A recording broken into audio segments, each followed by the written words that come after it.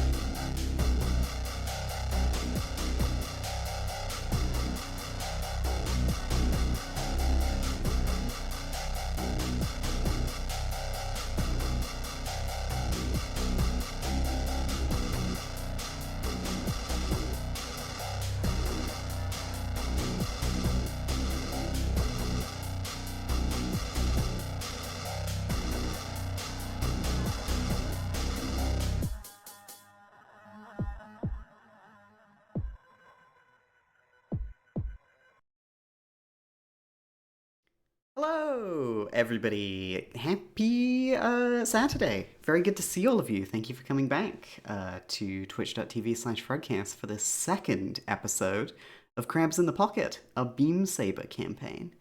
Technically, this is session 1, part 2, because it was 4.5 hours into our stream and we none of us had the energy to do the downtime. So we're turning this one into a full stream. I am joined by my wonderful friends, BadLuckBee, playing Dead Zone.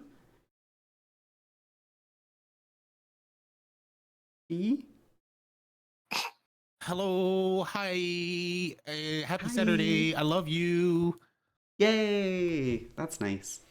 I'm joined by WitchCian, playing Symbolist. Howdy. Hi. Tip my And hat. of course... Oh. Is that a thing you can do as a witch? Yeah, Okay. it's magic. Okay, perfect. So it's magic, so it suddenly looks cool. Yeah. Yeah. Okay. And DickDebonair, who's playing Hawk. Host. You big bear. Ollie. No. No. No. Bluto probably is joining us later, playing Coyote. They have a prior obligation that has run long. So, you know. Hi, it's me, Bluto to you. I can't do that. Oh! He'd hate me. He'd hate me. You're not in the right square. That's how everybody knows it's not him. So we'll get all of Bluto's stuff going on. But yeah, last time we had a successful mission. Who wants to tell me about how last session went? Oh, hi Bluto in the chat. Very good to see you. I have full control of this character as of now. You're wheeling them around in a shopping cart. I would. Bluto knows for a fact I would absolutely jackass us down a hill. Yeah. How did last session go? What was your mission? We were supposed to find our huskies who have randomly gone missing. We ended up finding out that they were on the Good Hope, which is a allegedly neutrally aligned territory. We were told not to fuck shit up. We went down on the planet, found out that one of our members, Jill, had killed a dead wolf, Void Wolf. Void Wolf. And we then went on to rescue them and the rest of our crew. This hopefully did not fuck us over with the Good Hope, since we did blow up one building. Did you blow up one building? I think you got out of there okay. Yeah, I vaguely remember messing something up. Vaguely, though. We were That nice might have and happened clean. in the prequel session where you crushed a book depository. Oh yeah, because we did bring up Alexandria again. Well, But yeah, that well part done. of that part of the mission went fine. I think everything else was, interesting, because we always like to, fucking pull. I was going to say Buffy, and then I immediately forgot that they just referenced Scooby Doo by calling themselves the Scoobies. But we essentially Scooby Dooed ourselves by let's split up, gang, and we immediately went out and caused our own issues of me and Dead Zone going into a fucking nightclub and potentially It was not a finding nightclub. out. What do you want me to say? A whorehouse? Brothel! It's fine. Just call it by its name, the Bits and Funnels. That was a very good name. It was a pretty good name, I'm not gonna lie. But going in there and then finding out our Huskies have had a good time there, and potentially interesting resolution that they're gonna have to work out with the commander. Good old Chief. Made a friend. Coyote. Absolutely. Vixie! Oh my gosh, thank you so much for the raid, Vixie. Very good to have you. I hope you are having fun playing Goblin America. Today is the 4th of July, so I'll give people a heads up if you hear fireworks or jets going overhead from our various American players. That is why. I very much doubt it's going to happen here in Belgium or in Ireland, but you never know. She's talking about me. Well, yes, so if you are joining us... There's more Americans on the stream than non-Americans. It's true. I gotta sort that out. Wait, how? Well, you hypothetically, when Bluto shows up. Yeah, exactly. Bluto's not here. Yeah, I'm like, what? How? If you are here from Vixie's stream and you don't know what's going on, don't worry. We are playing Beam Saber. It is a tabletop role-playing game about piloting giant mechs, and also not piloting them. This is an original sci-fi setting that I have created, and our 4 wonderful players have made their own interesting pilots to play as. Last time, they successfully recovered a friendly squad from an independent space station, and now they're heading back home to Assault Vessel 52, the Green Dog, for some well-deserved rest and relaxation. Though, some of you are harboring suspicions that there might be a mole in your operation.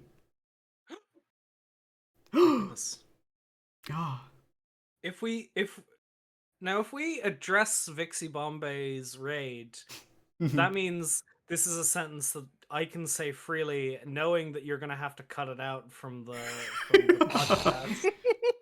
So if you ever want that out, just say, oh, I love talking about illicit things that can't be recorded on the podcast, as brought to us by Vixie Bombay's raid. Yeah, absolutely. It's... You gotta be here. The Vixie bombing run. Stream exclusive content going on right here. I mean, you don't get the visuals on the podcast. You're missing out on the wonderful portraits of our characters here. Coyote, Symbolist, Dead Zone, and Hawk. And if you are just listening to the podcast, you wouldn't have seen Bliss last time unless you checked the show notes. Oh, she's so hot, chat. She's so hot. She's so hot when you... Hands off! Hands off, you lot! Keep it to yourself. You don't believe in enemies to lovers? How about enemies to even worse enemies? Maybe. Oh my god. You don't believe that, romance could rehabilitate her? No, because I don't believe in romance blooming on a battlefield. We keep punching her in the face. She's gonna look like Rocky Balboa by the end of this campaign. The perfect woman. Uh-oh, I hear him. It's Bluto! I'm coming in to interrupt that love can save all. Yeah, let's go! And Hi, I'm going to Bluto. say this for Craig. I joined in at 26 minutes and 30 seconds. So if you It need actually- to sync up audio in any way. I really appreciate that, but Yeah. Craig does start your recording there, 32 Well- minutes into the session. I'm going to kill Craig. I've decided. Oh Okay. my god! Okay. Yeah, you hear that, Craig? Runs my fist against you. Oh, Craig, get out of here! Ooh. Okay, wonderful. All four of us are here. I am going to Yes. give the recap and the briefing as if the podcast is starting now. I will be editing from this point. Does anybody have any business they want to get out of the way before that recording begins? Business? Just the weekly reminder, we are still relatively new to the system. If I see somebody bully our good dear friend Ember about how she's running this game, I will be yelling at you and saying very mean things about your grandparents. Well, the secret is that we'll just stop playing.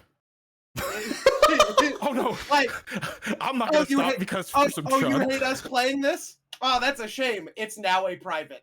It's now a private tabletop session. We Yeah, were I could actually talking about this earlier. Like, I forgot we were streaming this, like, until, Yeah. 10 minutes before the stream, and I was like, oh shit, I gotta open OBS, I gotta do all this advertising. Because I've been in podcast mode, and I'm like, well, what do you do with a podcast? You sit down and you record it. You don't have a live audience in front of you. I'm saying we could have the more intimate sessions, the studio Ooh. sessions of Red Band. Crabs in the Bucket. Yeah. And I'm saying if you bully Cass, we're going to give you what's the name of that fucking gif that like you and Kath always post of the little green fella just actively poking you with a stick violently? The violent sucklet. Yes, we're going to violently socklet you in the face. That's actually an emote on the channel. There you go. 17. It's called Beat with a Exactly, Stick. there it is. Beat with We're going to beat you with the stick. Do not bully. Okay, wonderful. We're all here. Let's do it. Let me give the recap. Okay. Last time, on Crabs in the Pocket, Rouse Squadron Upsilon infiltrated independent space station Good Hope while searching for their friendly squad, the Huskies. The Huskies had disappeared while on shore leave, and only our heroes could bring them back. Through various schemes of investigating the brothel on board the ship and going to play cards against their nemesis, Hegemony Commander Bliss Decker, they found out that the Huskies were being held in station lockup, 3 of whom could be released on bail, and the 4th had already been taken, stolen away by the Hegemony for private processing, imprisonment, and presumably execution. Rouse Squadron Upsilon hopped in their mechs, shot out of the station, and managed to recover their final member of the Huskies with a little help from a friend they'd made on the station. One Jessa, somebody who had been working in the brothel and stole, appropriated, requisitioned a small transport loader, and had her own deal to sort out with the last member of the Huskies. Thankfully, the assault vessel Green Dog came to their rescue, and the Hegemony forces retreated. Now, safely aboard the Green Dog, the group get their downtime. Time for some rest and relaxation, as long as they can root out the mole within their midst. Or at least, the mole they suspect is in their midst. We join the party now, as they have arrived back on board the Green Dog, the 4 of them parking their mechs. Please, get into it, players.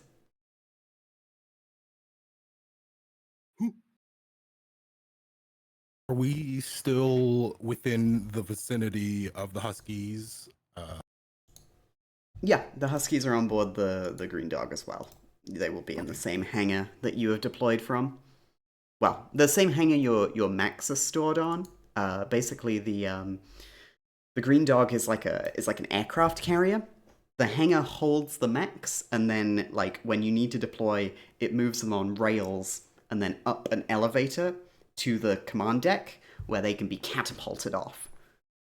Yeah. Yee. I guess I'm going to report to command on another successful mission that this squadron has done.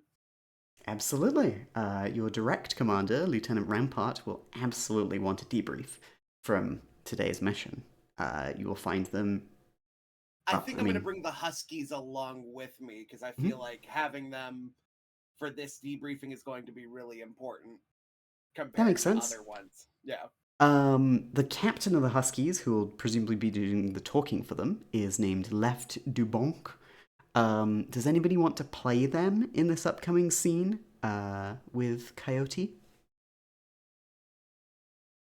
I was gonna. Oh, go I ahead, was D.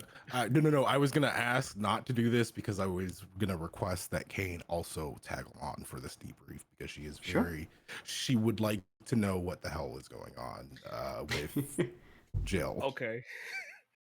I was going to leave the floor open so what someone else could, because I was going I'm to gonna- say Yeah, that no. specifically Hawk would not want to be in the debrief. Mhm. Specifically would avoid it at all costs. So if everyone else wanted to go, I would take the mantle, but if somebody else wanted to be Dublanc, please beat me to it.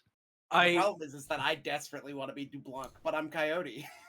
Yeah, unfortunately so. Yeah, He's the sheriff. exactly.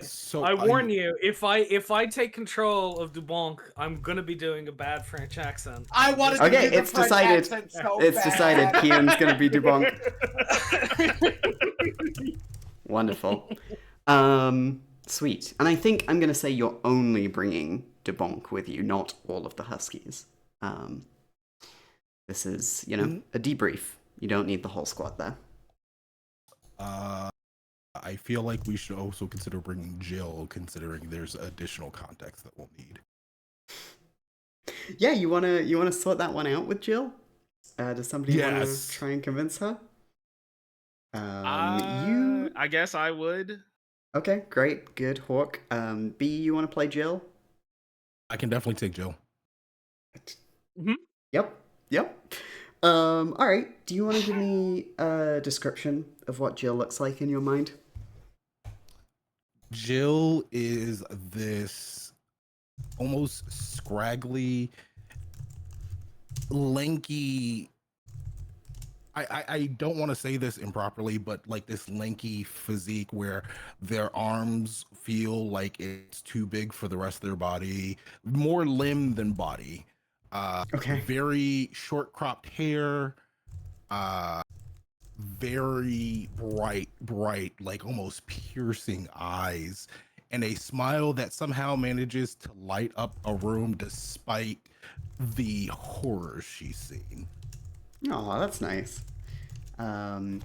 What color is her hair? Can we make her? We'll give her green hair. Green, sick. And what color's her skin? She is gonna have a. Let's give her an olive tone. Great, cool.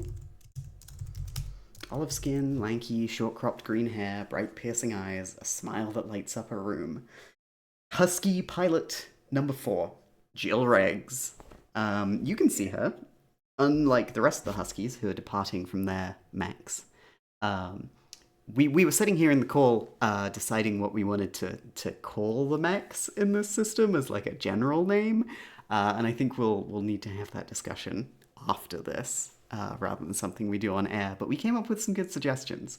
So maybe we'll let you in to be privy to that at some point. But yeah, right now you can see Jill is not climbing out of the mechs with the rest of the Huskies. She is climbing out of the small, like, transport loader that Jessa stole from the Good Hope, and she is helping her down. So, Hawk, you wanted to go talk to her? Yeah. I wanted to go see off the lovely couple Mm-hmm.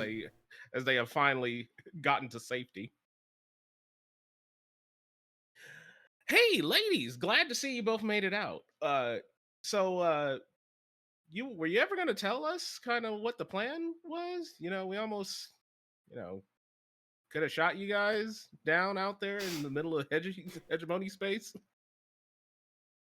Jessa sort of shoots you a look and goes, "There wasn't a plan, I just acted. It was romantic." You're gonna just... All right. I saved her. I saved you, didn't I? And she looks at Jill. She did, and Jessa, I have to agree with him. What were you thinking? Like, I was don't saving get me you. wrong. I know. I appreciate that, and I appreciate you for that. But I didn't want to see you get hurt over this. What we had was amazing. Don't get me wrong, but like, what you did was very reckless. Are you kidding me?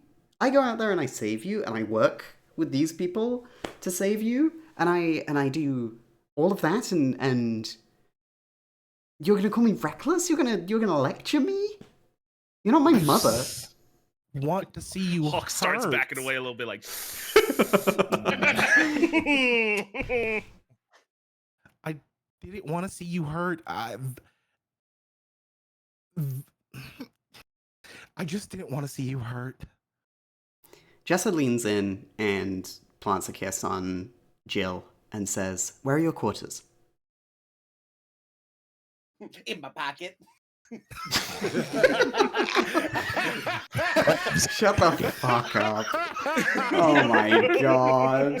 Session's over. Podcast cancelled. I didn't get to do any of these jokes ahead of time, so I've just been holding in the energy. Do you get a private bunk, or are you in a dorm? What's going on here? Where am I going to be staying? That is a very good question, Jessa. You'll be with me. That much is obvious, but I have to get so much approved. Normally, I would have to get paperwork done for like I don't even know if they allow spouses, let alone... Great! Well, you get on that. I'm going to go to our quarters. Where are they? Spouses, Jesus, all right. Okay, I kind of see Jill floundering, and I go like, "Hey, yeah, I know I, very poorly tried to like exit the situation when he got... Stay the fuck out of this." She turns to you and points a finger into your chest. "This is not your business. Let me talk to my girlfriend, okay?" Jessa, I love you. That's one of my commanding officers and someone who would most likely need to sign off on our paperwork. Oh, babe, I love you too. I love... Completely over. Yeah. A little bit of selective hearing on this one, huh? Okay, so I have to do paperwork. Do you mind waiting with the rest of my squad, at our room? Not the people you met, the people you met before the people you met. I'm so... And she just plants a wet one on her just because she's like, I don't know what to do with this situation. Nothing else to do here. It seems to placate her, and she nods and goes, "Okay, see you later, bye." She like gives you a little wave as she follows the other huskies off to the quarters. Hawk, what the fuck do I do? Oh, you. Just like any old husky, you dug this hole. You're gonna have to deal with it. Help me And Hawk walks unbury off. this bow! No, you son of a bitch!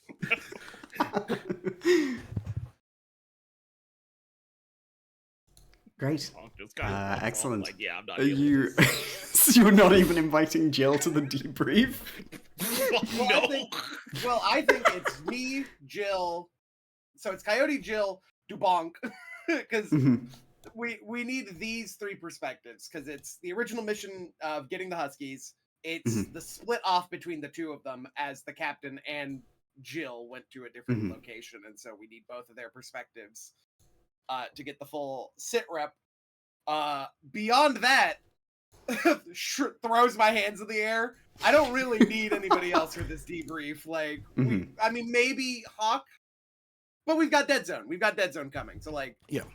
Hawk is specifically not going to show up unless he is directly required. Yeah, and I understand that, so that's why we've got Dead Zone's perspective. Wonderful. Okay, great.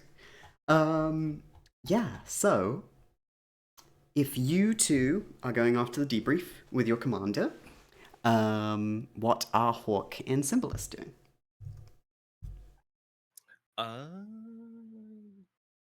Symbolist, you go first. I mean, well, I think I'm gonna be examining any damage on Mhm. our machines, seeing if there's anything I need to point out to the engineers, and if I need to give them a hand with like maybe I'll offer a hand if there's any assistance I can give to the engineers and the mechanics for Mhm. tuning up or anything. Yeah. Great. Just kinda, Yeah. You'll do one of your downtime actions, which would be fixing your Yeah. vehicle. Sweet. You think you're gonna hang around for that too, Hawk?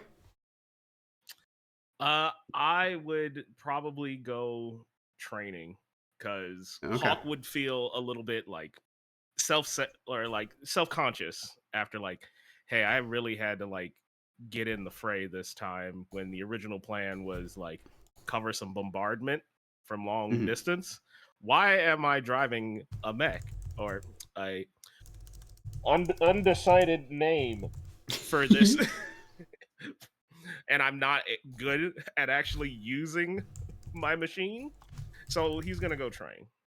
Okay. What does training look like for Hawk?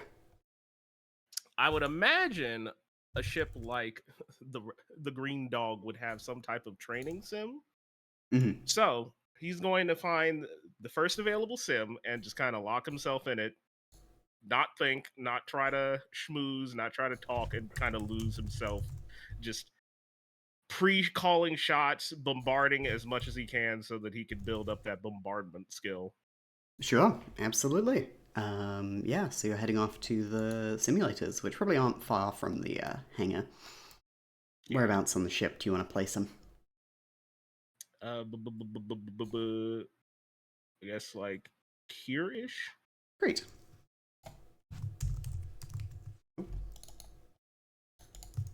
Mick. Simulators. Great. Wonderful. Okay. Oh, we just have an extra square there. There you go. You And don't how this know when you program can ever works? use a square. It's fine. Okay, wonderful. With Jessa heading off to quarters, Cammy staying around to work on a mech, Hawk heading off to the simulators to train, Marasime and Kane are heading up to the bridge to go debrief. Is there anything you want to say to Jill and Captain Dubonk before you get in there? I guess I'm just gonna warn them that, command can be a little stifling with extracurricular activities on missions, so just be aware that you may be yelled at, but as your superior, I'll take the brunt of it. Kind of like imparting... It's appreciated. I'm so bad that I don't get to be Dubonk. Let's go. They'll need to have a brother who you can play. A right Dubonk. Oh, the perfect plot. All right, but yeah, it would basically be like imparting, haha, we're all out alive. That's better than anybody could expect from the rebellion. So I'll Yeah. just take the brunt of the blame for any of the operational hazards that probably came up. Okay, wonderful. You make your way up to the bridge, the four of you. Sorry, are you bringing Jill or not? It's Coyote, Jill, Dead Zone, Dubonk. Okay, great. Yeah. So you make your way up to the bridge, where your commander, Lieutenant Rampart, who is the pilot squad commander. They aren't the commander for the ship. That would be the ship's captain. Where I don't have a name for them. Would any of Ambivalent. you? Sorry, say again? Ambivalent. Ambivalent, like Me and ambivalent Keen without had the a T. joke Yeah. where me and Keen had a joke where I mispronounced ambivalent as ambivalent. And then Keen I was, said that would be a perfect Beam Saber character name. I said I'm putting it on the sheet. Yeah, and we never did. So I remembered it offhandedly at the end of the last session, and I was like, I've got to remember this for the next one. Ambivalent. Hell Captain yes. Valen. Captain Valen. I really like that. You want to give me a little description of them? Give me their pronouns, maybe? Ooh, they, them. Definitely they, them. I'm going to say reserved. Okay. I'm going to say lithe. Mm-hmm. And probably distant from anything that isn't the duties associated with leading this specific ship. Okay. Focused on their work, not personable. Yeah. Okay. And what do they look like? I'm going to say lilac hair. Ooh. Yeah. Like Cammy. Yeah, like Cammy. Yeah. Probably a lighter shade. Probably a very lighter shade. Do we need eye color too? If you want. Skin color, sort of shape. Shape is gonna. Somebody else want to do some of these? Yeah, I'm thinking. Yeah. For shape, can we go with very much in shape, as in beyond work, they just exercise? Yeah. Are you thinking Broad jacked anime woman. or just fit? We're talking the We're borderline. talking broad. Yeah, we're talking about broad. I almost want to say Schwarzenegger, but not that jacked. I was gonna say Zarya from Overwatch. Yeah, yeah. They, them, Zarya. Zarya got their hair mostly tucked into a beret, but with one braid at the side. That's really good. Okay.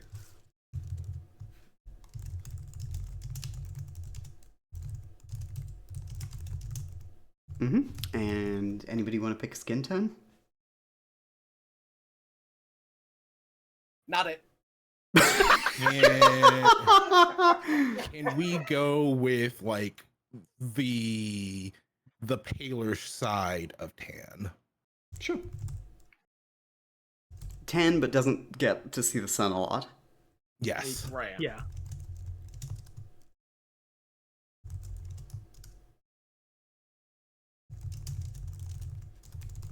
Great. Ambivalent. They, them. Reserved, lithe, focused on their work, their lilac hair tucked into a beret with a braid coming out one side, their physique being broad, and they look a little pale. I'm going to say rings under the eyes. You can see them sort of hunched over a table in the middle of the room with a map of the system open, and they're sort of pushing around those little wooden models of ships. They are there with your commander, Lieutenant Rampart, also they, them, who actually we had a description of them somewhere. The description was that she was short, very wide, very, very deep tan skin. Severe Right, eyes. we like trying Amanda very- Wallered her. I'm trying very hard not to use the description that I gave when we designed this character. Why? What's wrong? No, go ahead. We're all Sure. friends here. We're all friends. So when we were designing this character, I may have dropped a God. It would be so nice to have a big booty Latina as a captain. You don't have to explain yourself to me. You got to make it good with Craig. What's Craig gonna do? He's dead after this. Bluto's gonna kill him. It's true. I am gonna kill Craig. But we need him. What do we need him for? He sits there holding our mics. What purpose is words? Actions mean more. Yes. Severe eyes, severe face. They wear an old Zarosian military garb. And a third person joins them around the table. You recognize them as the person who actually sent you on this mission, Vice Admiral Arlen Galil, one of the Rouse's, leaders. The Vice Admiral is almost in command, definitely up there on the Council of Admirals leading this little rebellion.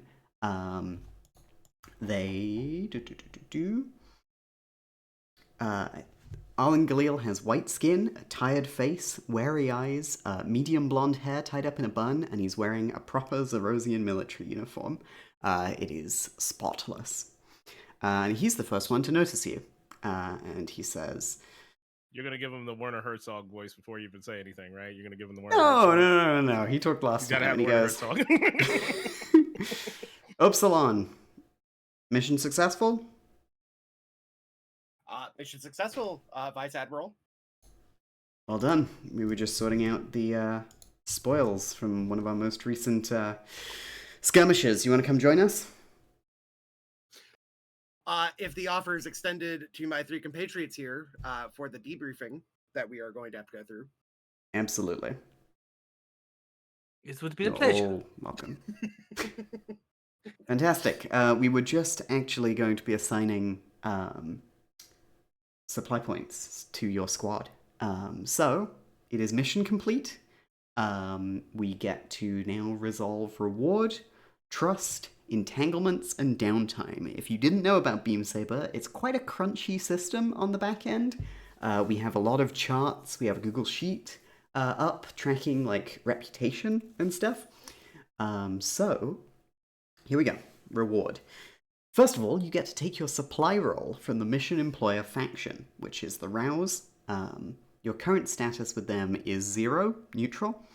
And you add to that your target squad's tier. The Void Wolves were a tier 1 squad, so you get to roll 1 die. And you gain supply points equal to the highest die. So, would somebody like to roll 1d6 for me? Ooh, guys. I'm watch bad. Huh? this. Okay. 4! 4. Look at Four's pretty huge. Nice. That's good. 4 is That's pretty good. huge. Hey, in terms of 1 to 6, Yeah, four's up that's there. pretty good. It's up there. That's above Absolutely. average. Listen, if you're playing meaningless random numbers, you see a 4, you pop off. We're going to be playing meaningless random numbers next week as a That's TTRPG so- one shot.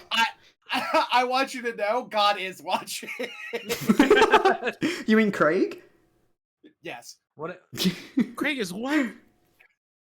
What if we get into? What if we just really get into numerology and it's just this is just a numbers podcast and we just. What if we talk got really about into teriology? 4 is bigger than 3. Ooh, Yeah. That's true.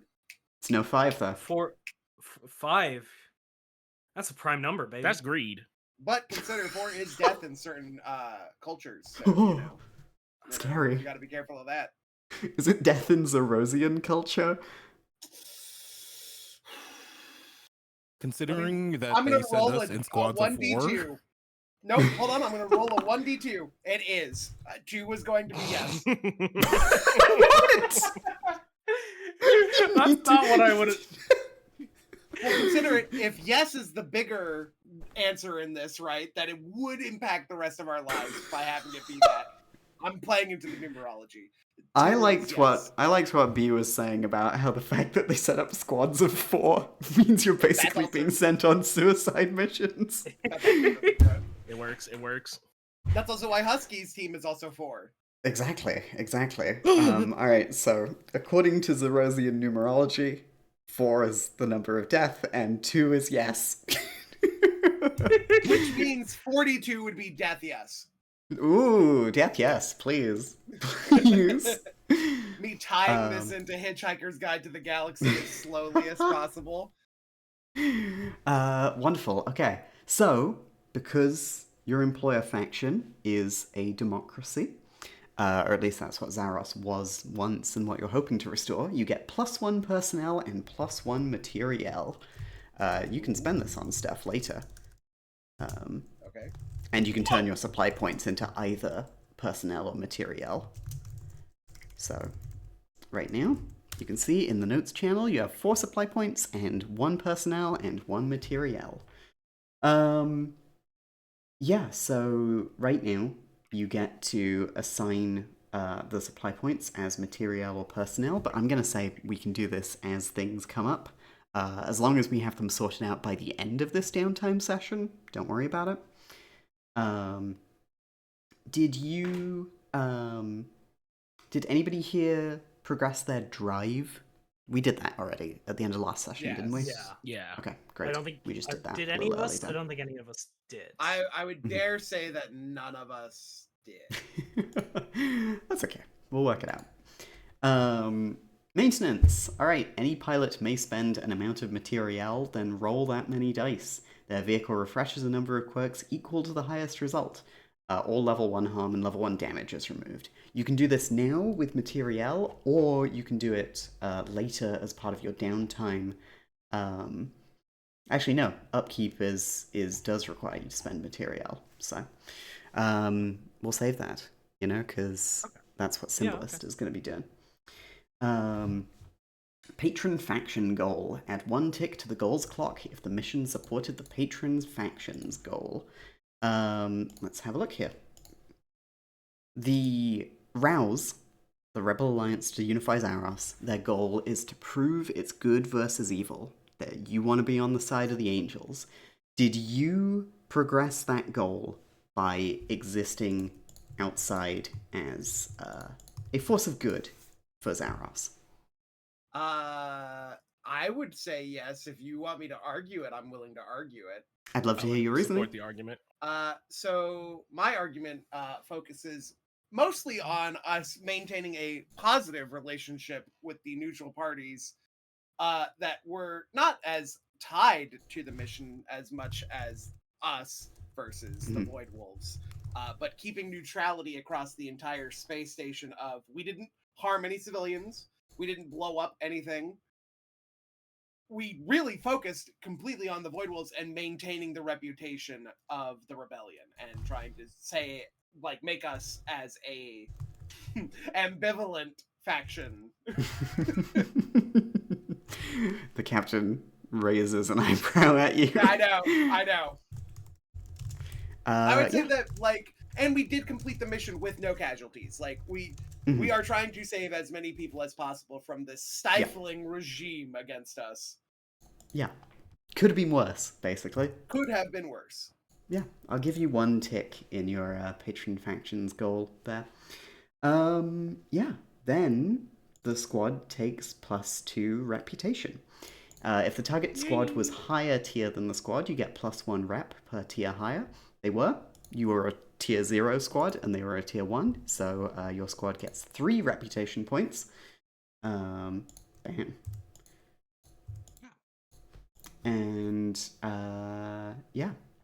That is your reward done. They finish tallying up the scores, and Commander Rampart, or Lieutenant Rampart, looks at all of you, and then specifically Coyote, and says, "Mission well done. It was better than down on Dinon, certainly." Just had to bring that up, huh? I mean, does Rampart want me to bring up the fact that both missions have suffered some form of interference past the initial mission briefing? If you want to bring it up here, you can bring it up here. I think I'm saying to you, Bluto, Rampart is not saying that.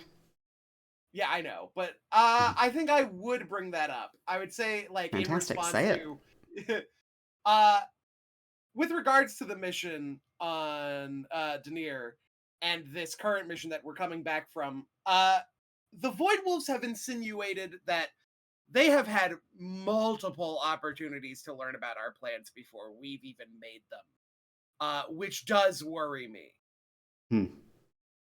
You suggesting they've got some sort of bug in our system? I'm suggesting that they're learning about plans before we've even truly decided on what we're going to be doing on our missions. I think that at least there is a bug. All right. Captain Valen, can you instruct a counterintelligence team to do a sweep of the systems? Just make sure we don't have anything latched on for the ride we don't want. Captain Valen gives a nod and then turns around to tap away at a computer terminal, presumably send out this order. And Vice Admiral says, What if it's a mole? What if there's a spy on board? Well, it has to be somebody tied to the deployment squad, right? Because the deployment missions have been the ones, quite honestly, targeted by this mole slash bug. So it has to be somebody that has direct access to us in some form. Yes, I think you're right. It has to be somebody around your level, somebody sending you out. Do you have any suspicions right now? I'm sorry, what was your name? My name is sorry, hold on. You don't remember Mendoza. his own real name? My name is Mendoza. I was Mendoza. too focused on Murasame, yeah. Mendoza. Do you have any suspicions? Anybody who might harbor hegemony loyalty? Within our current squadron, no. I think most of us have been pretty on par with the mission, and I've split up the squads evenly so that if there is interference in our squadron, different parts of the mission would have been affected. I see. Well, all right then. It directly affects you. Does your Captain Dubonk, was it? Have you noticed any sort of interference on your missions, or is this specifically a Squadron Upsilon deal? I mean, things could have been a bit smoother on our op, I could say. I mean, you know, the whole. But I feel I don't know about external forces being the case, or internal as they may be. I see. And, sorry, Pilot Ensign Regs, the Vice Admiral is trying his best to remember everybody's names. It's a big organization, though. Ensign Regs, I believe, according to reports, you were in hegemony custody. Did any of them let anything slip? So, did anything slip? I personally wasn't there. I mean, I was there, but I wasn't there. You probably didn't hear much from your captors, unless Bliss let something slip during interrogation. Maybe you want to make me a fortune roll to see if Jill learned anything. All right, is that a 1d6 flat? 1d6, yeah. Awesome. Okay, that's a 1 boy. out of 6. That's the worst you could roll, I guess. Oh boy. Yeah. I'm sorry, Vice Admiral. I had a hard time hearing with the blows to the head. A lot of soft tissue damage. Of course. I'm dreadfully sorry to hear that, but I trust you'll be okay for your next mission. But Lieutenant Junior Grade Mendoza, I'm authorizing you to hunt down whatever is passing information from us to the hegemony before we intercept with the rest of our squad on the way to the next mission. We need to have excised this bug, this leak. We cannot risk them ruining things. We need somebody out that airlock. Come hell or high water, something will be jettisoned from our command. Excellent. If you need me, I will be in the captain's quarters. Good day. Thank you for the information. Good luck on your debrief. The Vice Admiral gives you all a salute. I salute back. Salutes back. Left salutes back. Wonderful. Oh wait, both women salute back. God, I'm 2 people in the scene. It's a lot. It's a lot to be 2 people. Yeah. The Vice Admiral leaves, and the Lieutenant slumps forward against the table onto one of the elbows and goes, I don't suppose any of you have a cigarette? Ooh, do I? I'm gonna offer one of my cigarettes. Great.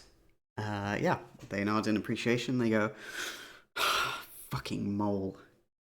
I hope it's some sort of sensor malfunction reflecting data off a dish into some listening post. If it's one of our own people, I don't know what I'm gonna do. The rebellion is want for troops, Rampart. Mm. I mean, anybody could have slipped in an initial testing phase and just hidden their resolve for the hegemony. I suppose we'll need to check into people's backgrounds, see if anybody is former hegemony, maybe still has ties to them. Anyone directly tied with our previous and current mission. Only those, I would say, because it did happen on Daenerys, on a planet where we were nestled in. We were locked into our cover identities, and that's how we got found. That was bad. Yes. Yeah. And maybe I was a little harsh on you about that mission, but we'll work this out. We have to, or else the Admiral. I don't know. Obviously, if we don't, they're still going to be feeding information from us. So, all right. Tell me how the mission went. Mission went standard protocol comparatively to the Daenerys mission. We have retrieved every single Husky that was captured or detained by neutral forces. We kept to the mission protocol. We haven't harmed any civilians. We haven't destroyed any reckless property management. I would say beyond the interference that the Void Wolves offered up unintentionally, I'd say it was an A+ mission. Great. And we managed to get some hits in on those wolf scum. Some Happy to physical, hear some it. mental. Oh? I would just say that their commander doesn't seem to be pretty proud of what we did to them in gambling. Is this the same commander from the mission on Dinon, Decker? The very same. Well. Seems to be a lingering spirit when it comes involved in these missions. Somebody who has your number, certainly. Well done. We can do faction trust now. We adjust the trust of the faction targeted by the mission employers faction, and the squad's patron faction as follows. So, for the targeted faction, did you kill a VIP of theirs? That would be, no. The hegemony. Okay.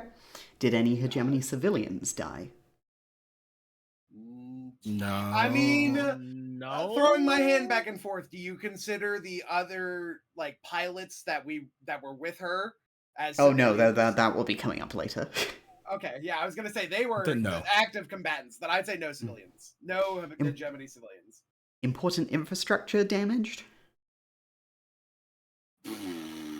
I mean, kinda. No, I would say important no, hegemony infrastructure. Yeah, I was gonna say no because they have mech suit, factories. They technically aren't losing anything from us killing Yeah. them. Yeah, at least one of their squads took casualties. Yes. Yes. Yes. Great. That means the trust with them goes down. Whoops. With the squadron with the Void Wolves? With the hegemony of man. Oh, they're losing trust. They're losing trust in you. Okay, well, you know what? Which, Fair enough. it's a little weird as you are, things are a bit black and white for our specific setting, but this might come up later. Was there corruption exposed to their citizens? No. Okay. I think if you argue that Bliss got tipsy and but this is once again in neutral setting. This is No. a neutral faction. That's the detainment of Yeah. Jill Yeah. and the how the pomp and circumstance that Symbolist and Dead Zone did with trying to break her out. And was Also, that how- exposed to their citizens, or was that just something Yeah, that's you once saw? again we're talking about hegemony to their civilians. This was neutral ground. I guess Well, that's true. We didn't pass this information along, but there was also the fact that how quickly they were allowed to extract Jill out of. I don't know if I'm going to play devil's advocate here. I would also supplant advanced priority to the governing body of the the around galaxy that we're in. I'm not gonna be like, oh no, the Empire doesn't deserve to have these prisoners. You need to go through the proper bylaws to get them. No, I'm gonna just the less the hassle that I have to go through, take them. No, I don't think so. I just want it known that those people who were in that office room who saw us waltzing around pretending to be lawyers, we were like, what was going on there? That's just what I want. That's what I want to think Wonderful. about. Station security officers are thinking that. The mission's target was high profile / well connected. No, it was our Huskies. Yeah, the target being the Void Wolves, specifically for this thing. I mean, target for being them, an it enemy was squad. high priority, right? High profile. It was high profile. Yeah, I was about to say. No. I don't know Bliss's standing amongst the hegemony, so. Yeah. I guess, no. The faction was attacked in a region they control. No. And finally, No, you have yeah. a vendetta with one of their squads at the start of the mission. Yeah. Yes. Yeah, I'd say so. You're a thorn in the side of the Void Wolves. Cool. -2 trust. Man, hegemony of man don't like y'all. Employer faction, the Rouse. Mission was successful, so you get +2 to the trust. Boop, boop. At least one secondary objective was completed. I would I don't say think no civilians harmed. That's a that's objective. rules of engagement. Yeah. Okay, well, that's fair. I would say no then. There wasn't a Okay. secondary objective. It was very much just extract Huskies. Get in, get out. Civilians died. None. Important I can't think of infrastructure damage that was not the mission's target. Nope. Mm, No, you name it to me what we destroyed. Because I wouldn't say destroy, but we kind of did damage their police lockup. we sent a smoke bomb down. That's it. Realistically, we didn't even that's something that is negligible. I can't even talk. Negligible. It goes away. They have air ventilation. There's nothing left beyond. I guess you little capsule on littered, the ground. leaving that smoke grenade there. I guess, yeah, but would that be considered destruction? No. There were 2 instances of littering, because remember, Hawk was also Velma-ing with that lockup lady. Yeah, I had my meet cute and With Sam, this- yeah. I just like it to be known that of all the people fake lawyering, I real lawyered. I did the most. Does Coyote have a background in law? I would say before the hegemony took over, yes, I would say that he was Sweet. studying for martial law. Oh my That's cool. god. He's Jag. I am Jag. That's Coyote Jag Mendoza. A squad that was not the mission's target and belongs to the employer was harmed. No? No. No. No. The rules of engagement was broken. Nope. No. You have a vendetta with one of their squads at the start of the mission. I don't think you have any vendettas with the Rouse. Yeah, I was gonna say define vendetta for us. I would say no. Like, We still do need to figure out what the hell's going on with Jill in that body.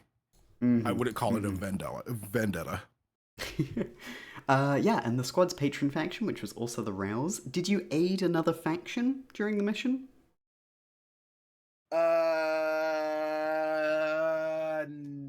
no. No. I mean, if you're defining the neutrality, like, of the space station itself as its own separate faction, even then I would say no. But like, Yeah, I'd like to Oh, have them wait. in this conversation because we didn't necessarily aid them. I stopped Jessa from shivving / shooting one of their security officers. And which faction does Jessa belong to? No, the security officer. I help Yeah. protect the security officer of the Good Hope. Okay, the Good Hope is not their own faction, so we don't need to worry Yeah. about that. That's what I was And then thinking, finally, that. the patrons' interests were harmed. I don't think you harmed any Rouse interests. Nope. Nope. Wonderful. Okay, so Hegemony Trust has gone down by 3. Rouse Trust has gone up by 2. Well done. Yeah. Yay! Okay.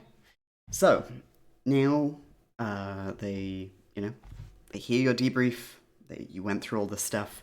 Lieutenant Rampart is steadily finishing their cigarette and puts it out in an ashtray, which you can see has half a dozen other cigarette butts in it.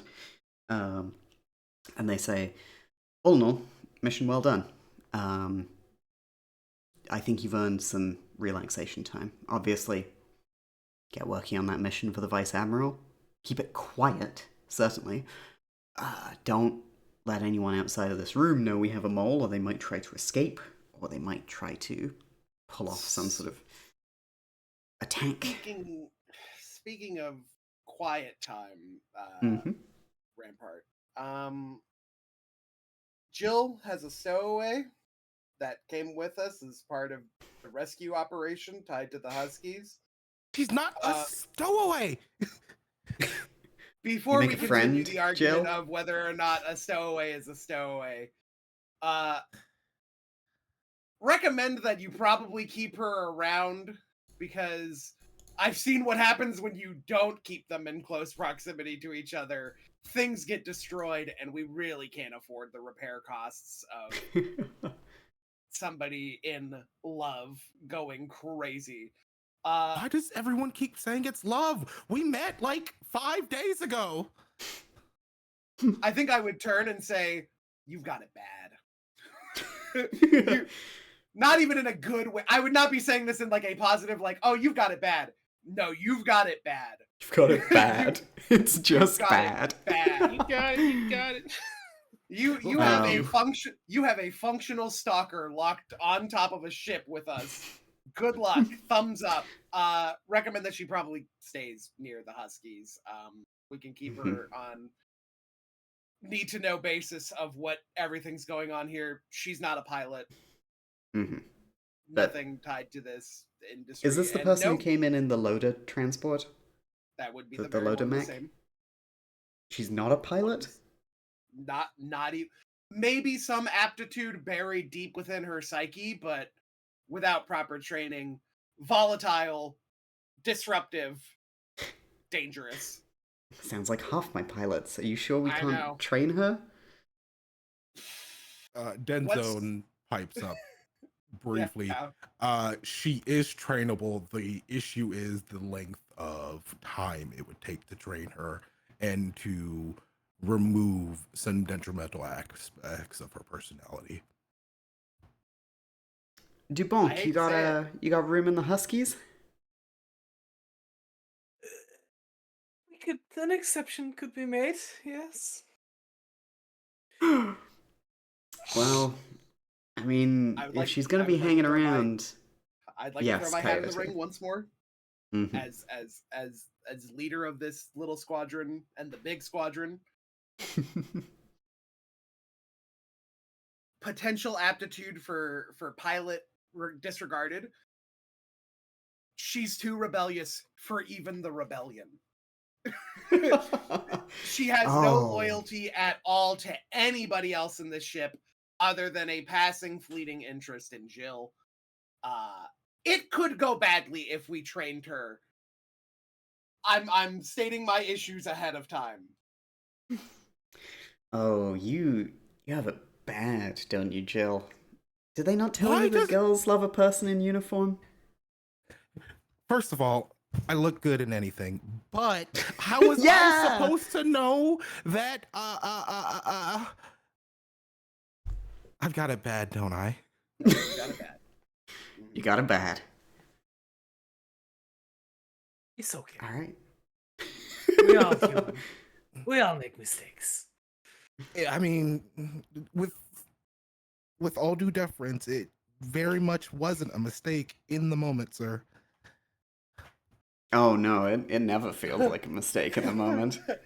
I guess I would just impart that she needs to have deference to people in charge if she's going to stay on this ship, because we're not a charity vessel.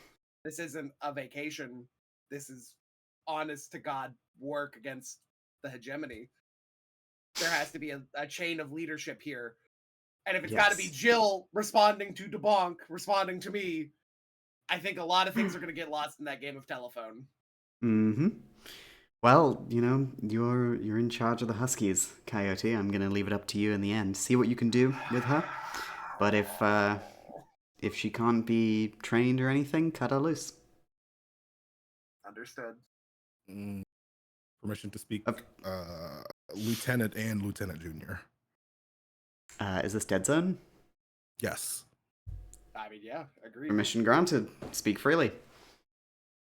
Let me take a crack at her. I'm gonna pull out a cigarette and just say, I mean, if you want to get into that, I mean. I'm so glad that you're suggesting it. I was so ready for this to be like, yeah, stick 'em with Hawk. They're both fuck ups. They'll either kill each other or fucking. More they'll- off of they'll my both plate make each before other I have better. to That's so find the good. mole. Like the Yeah. less work I got to do while I'm finding the mole. Love it. The Awesome. lieutenant shrugs and looks at Jill and says, "You're not that possessive, are you?" That's why I lit the cigarette. I was like, oh my god, I didn't know we were gonna have one of He these. isn't. She's allowed to make her own. She was a brothel worker. I can't get mad at that. With all Well due said. respect to everyone on board. Another cigarette, Lieutenant. I'm offering up another one. Please, Lieutenant Junior Grade. Ugh. The reason why I am offering to train her is because that is part of why you allowed me in the rebellion, along with my abilities at counterinsurgency. I'm very good at taking very cheap clay and making it into something worthwhile. Damn. All right. Fuck. We'll see your works of art soon, Dead Zone. Is there any other business you want to bring up? Yes. Can we finally get an explanation as to why our unit was found with a dead hegemony soldier? You mean why the Huskies were arrested for that? Yes. Mm-hmm. You, yeah. I suppose you're asking DeBonk?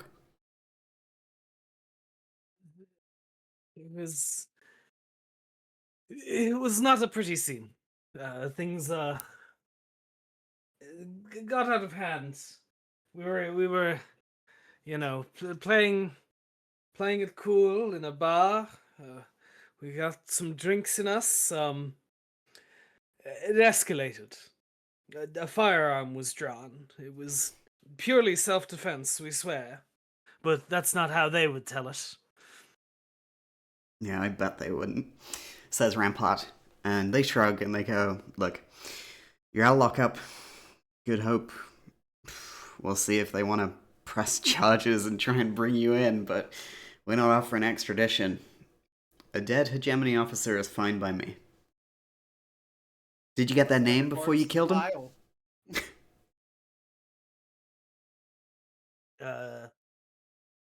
Dead men tell no tales. Well said. Well said. Alright, if that's all, you're dismissed.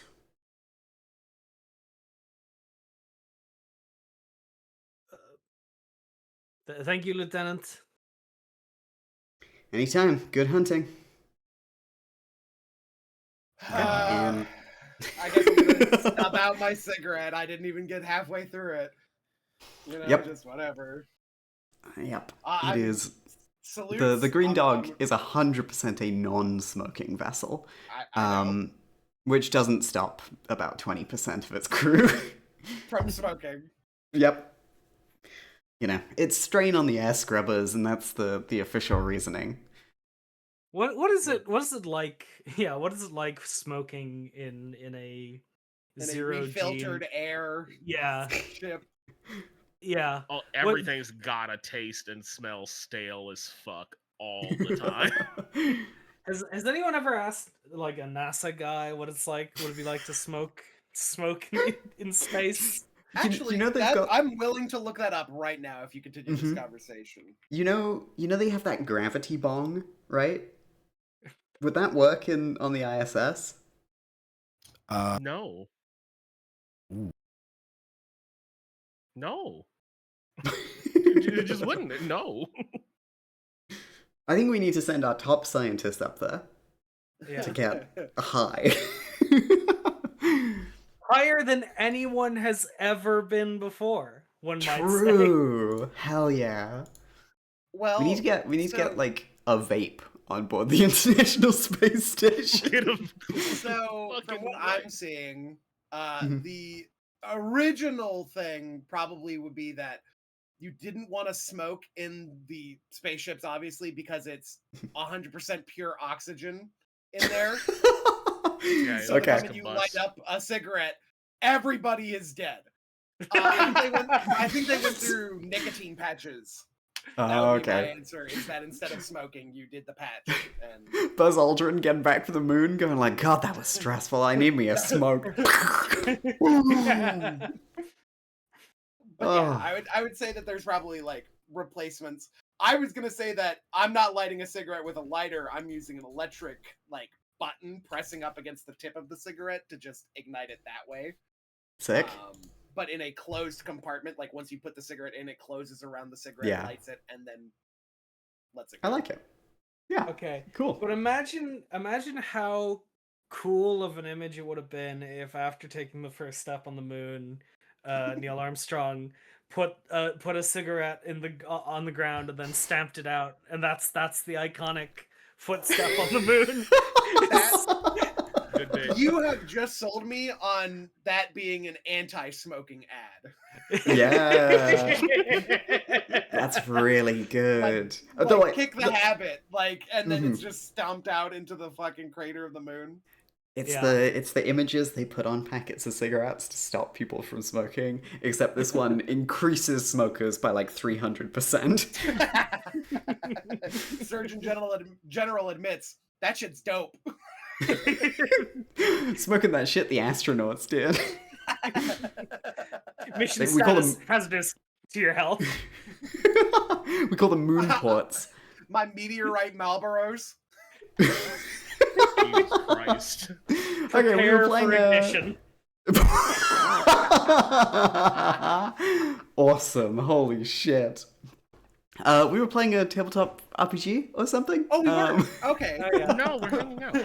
Well, sidles myself up. Let's go find a mole. All right. Now we roll entanglements. Okay. If the faction, this is to do with your target's faction, determines which entanglements table you roll on. So here we roll 3d6 minus the squad's patron faction relationship, and take the highest. Your relationship with the patron faction, I believe, is like 0 right now because you need to fill up your trust bar to get a relationship thing, and you're at 5 out of 9 right now. So you roll 3d6 and take the highest number. So does somebody want to do this? Who wants to be the one? I did. I did our original roll. Okay. Honestly, 3d6 taking the highest. That sounds pretty good. I'll take it. That's pretty good Okay. odds. Yeah. Meaningless random numbers is going through my head. What was it? That is a 2, a 4, and a 5. 5 Five's being pretty the good. highest. Great. Okay. Oh, this is fantastic. This is perfect. Okay. We're going to cut over to Hawk, who has been training in the simulator. Oh no. So this is one of your 3 downtime actions. You go into the simulator room, which has a number of like cockpits you can hop into. You can mark 1 attribute XP or 1 playbook XP with this. So where do you think you're going to be spending this? Trying to look to see. I know where the playbook XP is, but attribute XP. You can see on your Google Sheet next to where it says pilot Oh, actions. that's at the top of each one of the pilot action Mhm. things. Exactly. So if you wanted it in Bombard, I guess you're going to put a point in Acuity. Yes. Okay, sweet. Yeah, wonderful. You spend some time on the simulator, and it's quiet in there. You know, you move in, and there are a couple other people in there, but they leave before your time is up. And by the time things are done, by the time you're done with your session and you feel good about your bombardment skills in a simulated layout of the Hailberry, you leave the cockpit of the simulator, and there are 2 Rouse security guards standing there outside. And they look at you and they say, Hawk Inner say, Gentlemen, you are to report directly to Vice Admiral Arlen Galil. Special debriefing. and Hawk's gonna kind of look at them kind of awkwardly and see through them. I'm gonna use my special ability to see like, If they're Are y'all lying to fucking you. with me? Yes, your ability, like looking into a mirror, is you can always tell when someone is lying to you. They're not exactly lying. The Vice Admiral does want to see you. And does want information of a kind. But it's, you don't know if this is official. yeah, which is why I'm very suspect of the whole thing. I don't like that idea. Why are you guys doing this? Okay. Well, Hawk's gonna go. Hawk kind of screwed his face at it a little bit of like, fuck you, I think you're full of shit. But immediately realizes that, like, okay, this is an actual thing. So he drops it and he puts back on his usual face of like, all right, boys, yeah, thanks for letting me know. And he very casually saunters by them and makes his way to the to the vice admirals. Fantastic. On your entanglements table, you rolled debriefing. One of your squad is questioned by your superiors. One of the pilots is taken in to be grilled. Make a fortune roll to see how well they resist the pressure. On a 1 to 3, they suffer level 2 harm, which can be resisted. And on a 4 to 5, they gain -2 trust. Or you bribe the grunts grabbing you with 1 personnel. I mean, we do have the spare personnel. Well, Hawk will you probably haven't done all of your downtimes yet. Yeah, which I don't think it'd be in character for him to bribe just yet. He doesn't know what's going on. So, yeah, he's. Let's see. How do I make a fortune roll? You just roll 1d6. I'll just roll a d6. Gotcha. 1d. Wrong fucking key. 1d6. Wow. 6. Let's go, You're baby. gonna get out of this. This is gonna go fine for you. Awesome. Yeah, security don't even have to drag you upstairs, but they are, like, falling into step behind you, making sure that you head through the corridors, through the simulator, towards the requisitioned captain's quarters that the Vice Admiral is staying in. Hmm. And Hawk's keeping an eye on them, kind of like over his shoulder, like when you know you're being followed, but don't want to make it obvious that like I know you know. Yeah, I get it. Yes, and you are taken into the captain's quarters where there is like a nice wooden, like ornate dining table in the middle of the room with a chair, an empty chair on one side of it, and sitting in the other, swilling like a glass of port. You can see the Vice Admiral, who makes sure that security lock the door behind them as they stand to attention either side of the door. And he I'm gonna goes, take notice of that. yeah. And he goes, Hawk Innersay, pilot, Upsilon Squadron, correct? Yes, sir. You fly the Haley Berry? Hailberry, sir. But what's in a name? Understood. The tank treads one. Correct, Understood. sir. Thank you. You are former hegemony, correct? Hawks kind of puts two and two together immediately, Mm-hmm. but tries his best not to, exasperate too loudly. Mm-hmm. Yes, sir. I left there. The conditions are much worse than you might think, or what the hegemony might suggest, even to in its own, even in its own propaganda. You were quite the celebrity in the hegemony, correct? A sports star, if I'm reading your files correctly. And with that, he dumps a manila folder on the table, which you can see is labeled with your name.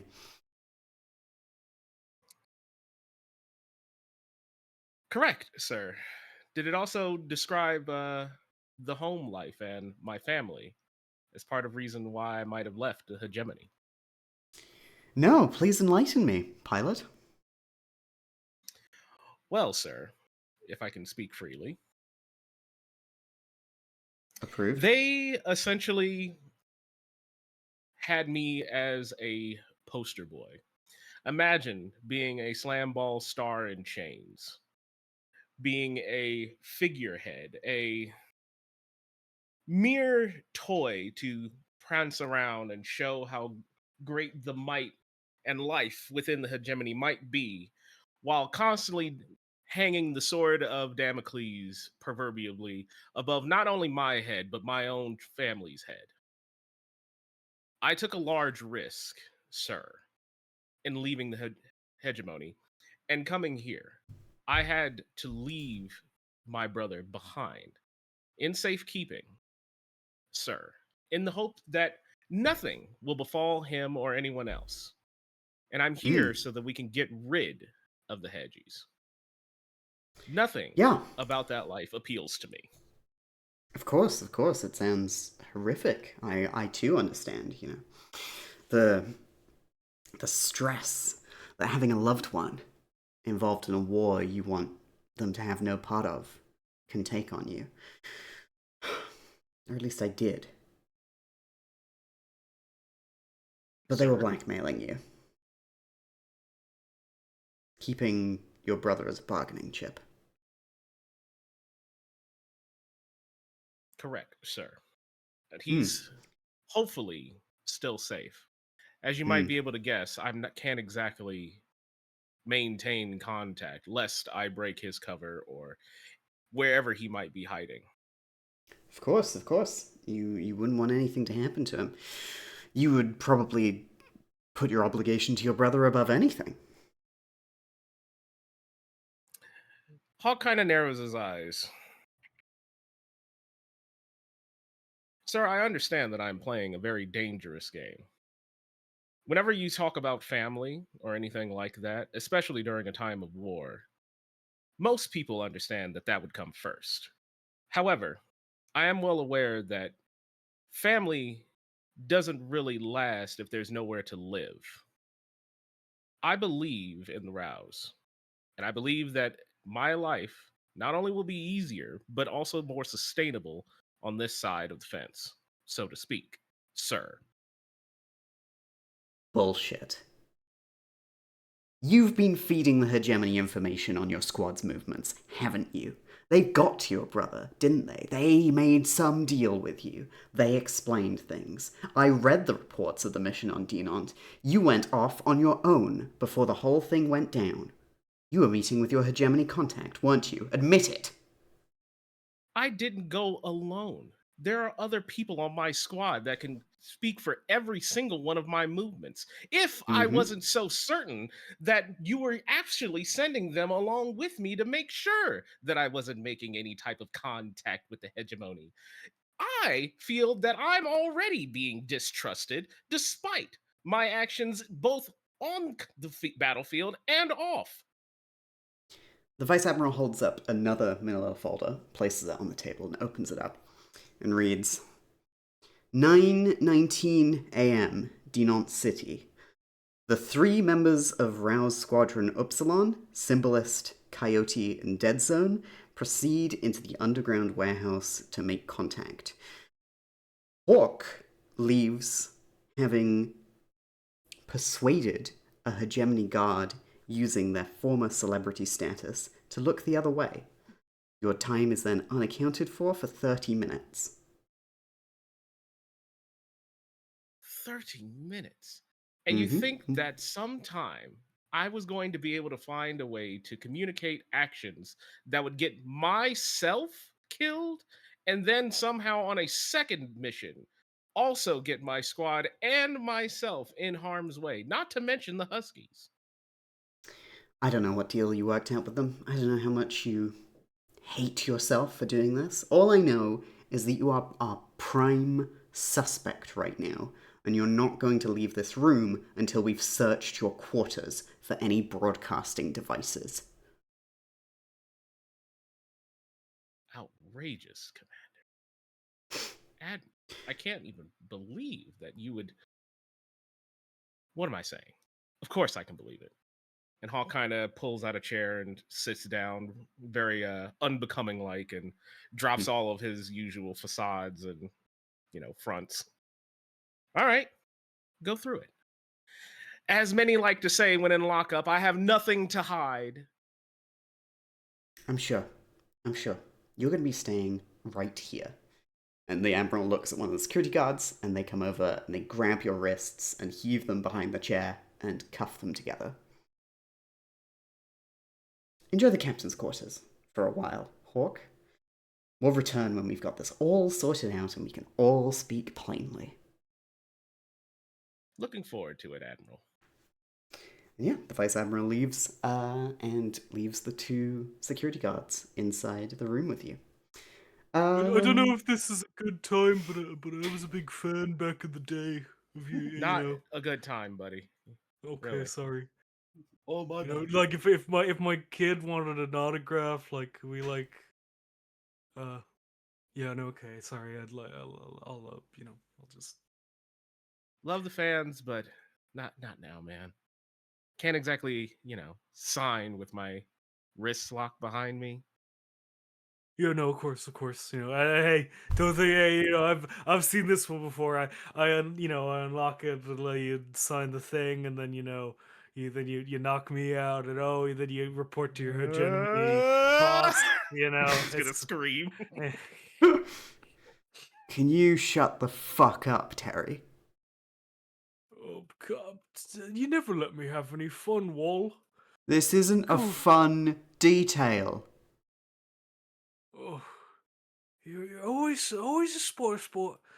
Back on, it was the same. It was the same on Cosmos 5. I tell you, it's just the exact same. Yes, we were security there as well. It's the job. I'm sorry that you're not part of the party squadron. Hawk's gonna do his best to lean forward and put his head down onto the table and just kill me. Kill me. Just pull out your blaster and just shoot me. Just get it over with. A wonderful time to transition away from this scene to Cammy, who's working in the mech hangar. Man, things must be going so good for Symbolist. Yeah. Gosh. Just, just using using all the scaffolding and examining the different parts, taking note of what she made use of during the battle, the having to make there's going to be adjustments need to be made to the boosters and the hands, fix them up, oil up some of those joints, passing one of the engineers, hey buddy, could you give me a hand here?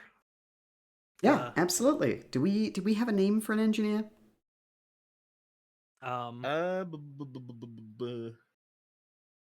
Chris Calhoun. Chris Calhoun.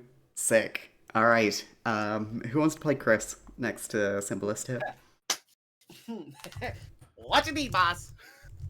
Yeah, just I've written some of the adjustments that need to be made down here on the pad.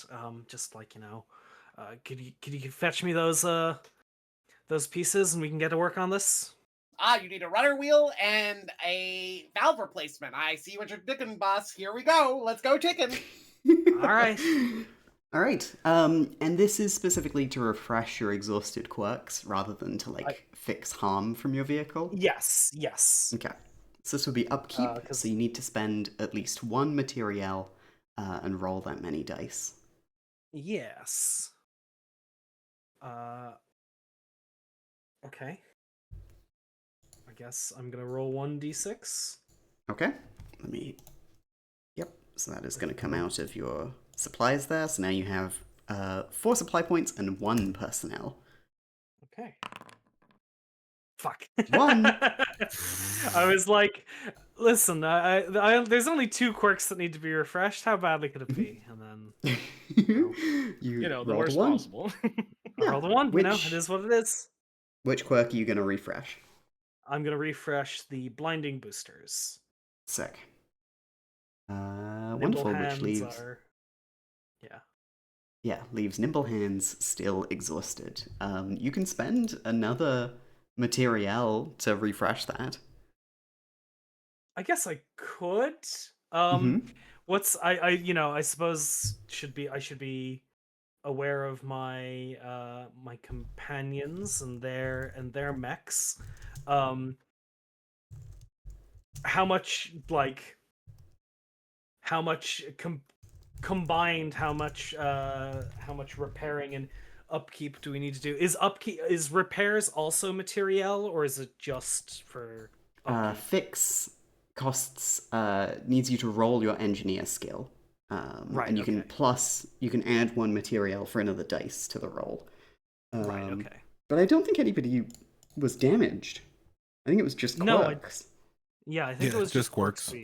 Yeah, somebody used quirks to resist a damage, but otherwise, yeah. I think everybody has some quirks, except maybe Coyote, to refresh. I don't remember me doing that. But if it was anything, it was splintering carapace.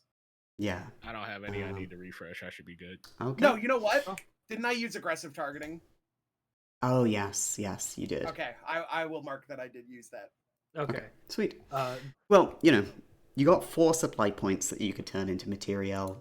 Maybe you want to wait, see what other people are going to do. Yeah, with them. I'll see what everyone. You do get to keep this stuff between missions. So if you don't spend it now, you could save it for some time in the future.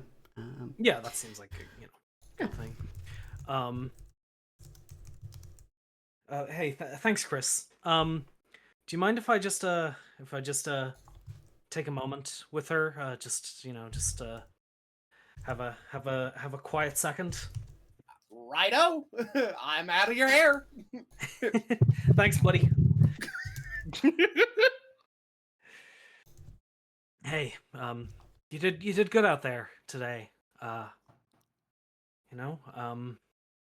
it was nice. We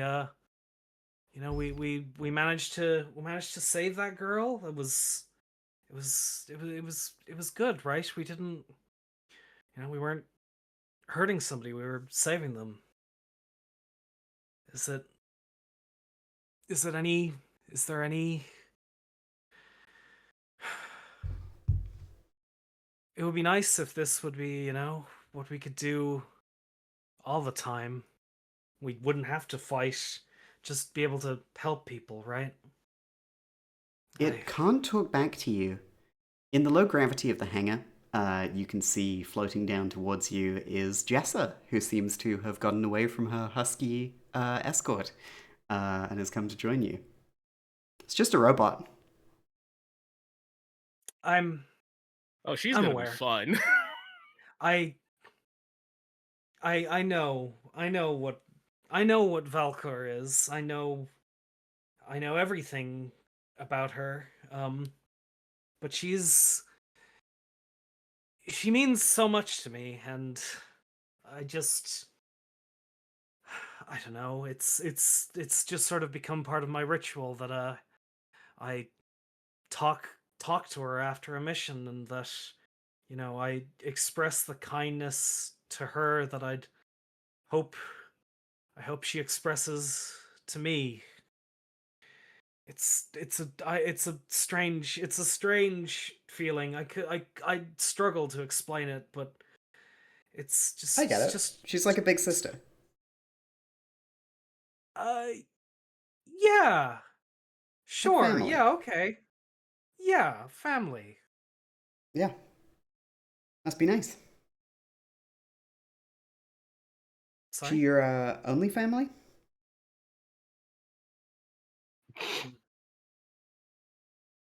It was. There was a. It's what brought me here. To Rouse was the hegemony. From. Sorry, can I read that one again? Hegemony. I'm too self-conscious. The hegemony attacking my colony back home. I saw too much of my family hurt. I want to make sure it doesn't happen again. And Valkyr, she's been kind of our guardian angel ever since. That's nice. That's good. I'm glad you've got family looking out for you. You know, it's nice. For once, it seems like Jessa doesn't really know what to say. What a shot! Have you? This is a. I know this is a blunt question, but are you good with other people, Jessa? Like how effective are you at like understanding another person's feelings? She gives you a grin and she goes, "Oh, I'm good with other people. I made a lot of money." I mean, I suppose, that's one way of using talents like that. She's sort of hanging off the like armor of Volcor now, like holding onto it with her, like gripping onto it with her hands, while she dangles her legs and like sort of like claps the blades she has on her feet, like the running blades together. She goes, "Yeah, I understand people." When I was young, it was all so confusing to me. It was all a mess. But then as I grew up, I found I had this power, this thing about me that scared other people. I could see things. I could see what other people were feeling. It's not obvious, it's not apparent what it is, but It's more like a sketch, an image. I you know, I get I could see like the painting in someone's heart. What their soul bears to others. Oh, sure, Um, yeah. You're an Esper. My sister was.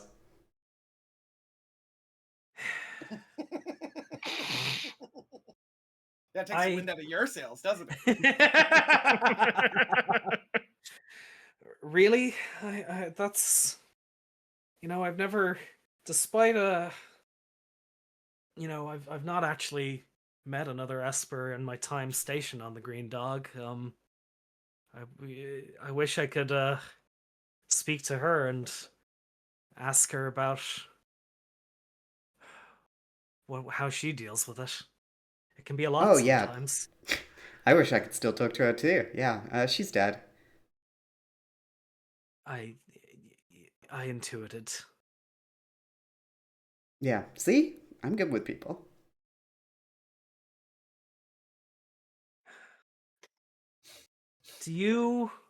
Are you holding something heavy in your heart, Jessa? Can No, I no, that sounds like a lot of effort. can I take a look?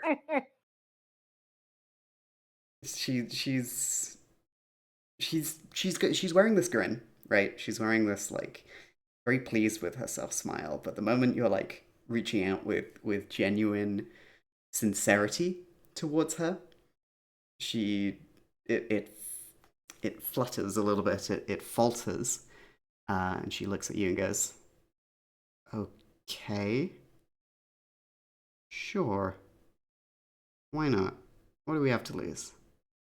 Um, yeah.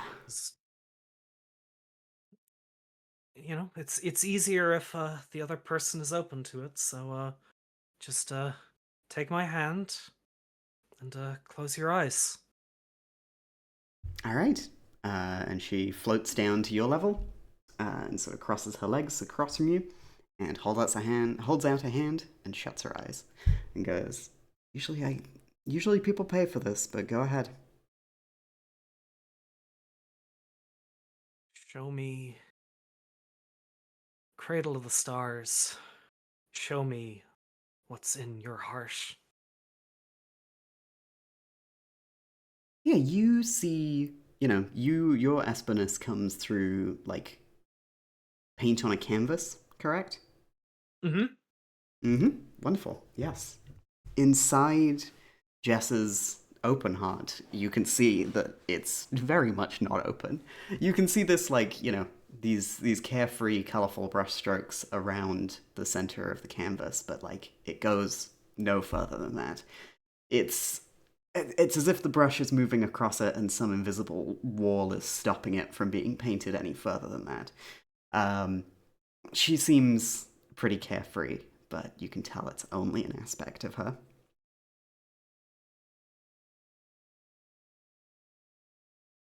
It was it was beautiful, but just be willing to share the core. If somebody is in danger, you might need to, okay? Yeah, that's how the danger happened last time, so I'm good. Thank you though. Can I have a go on your Mac? I think that's when Coyote would step in and say, I don't think you should be doing that, Simplest. I don't think you should be offering mech rides to people who haven't been trained. Because I'm going to I'd rather- step in because I'm done Yeah, with the yeah. debriefing. I would rather you didn't. Oh, fine. But you saw me out there. I'm pretty good. I mean, definitely for someone with no formal training, it was impressive. Oh, you pulled up my file? How do you not know could be former hegemony, could be Rouse, could be former Zerosian. You don't know my background. I saw the way you took those turns. You're not an expert. You know, it's a good thing it's been a long day, because if a girl had said something to me like that back at Bits and Funnels, oof, we would have been getting into it. We would have been getting into it. But you know, I like you. You're all real and shit, you know? You're this open book. You're sweet. I hope this whole war doesn't take that out of you. Yeah, I hope so too. She looks over. And did Dead Zone come with Coyote out from the briefing back to the mech hangar? Yes, specifically to search for Jessa. Jessa. Did Jill come with you? I dismiss Jill. No distraction Jill- from whatever's about to happen. Jill went into hiding. She Yeah. has some Awesome. feelings to sort out. Mhm. Jessa looks over at you two and goes, "What happened to my girlfriend?" She's currently dealing with paperwork to Mhm, figure out mhm. basically where we're putting you. Great, good. And before you decide on anything that you want to do, we have an offer. Oh, wow. All right. Okay. Yeah, please lay it on me. You seem to have some sort of aptitude for this. It's not trained, and even if it was, there's no guarantee that you'll make it out of this war alive. But we No can guarantee sharpen we're gonna make it out of any day alive. She sort of clicks her blades together again. An optimist. Mm-hmm. Mm-hmm. Dead Zone, go ahead. This is more your speed. Jessa, let me be blunt. It's going to be my privilege to turn you into something that can protect Jill without having to harm yourself. Wonderful. We'll be working together closely then? Yeah, let's call She it she working asks together. that as she bites into her bottom lip. Yeah, let's call it working together. Wonderful. All right, boss. What's my first job? 10 push-ups, run around the hangar, go, take Wildcore out for a spin? You're going to be joining me for my training session. Let's see how long you can last. Oh, baby. I can last a while. Let's go. And this is where you see the equivalent of the dead zone equivalent of dragging someone by their Collar? Ear. no, the little like the fabric between your shoulder blades. The scruff of the neck? Yeah, the scruff of the neck. Yeah, you haul her up, and off you go. Where are you headed? We are going to the equivalent of the gym's sparring area. Oh, sick. Yeah, absolutely. Probably near the simulators, right? That whole area. Great. Couldn't be too far. Mm-hmm. The gym. Wonderful. The jam. You're heading over there. Which leaves Symbolist and Coyote. You two want to say anything to each other? Do I want to reveal that I heard the Esper part? I mean, it's... I'm gonna let Symbolist decide if she wants to mention anything about it.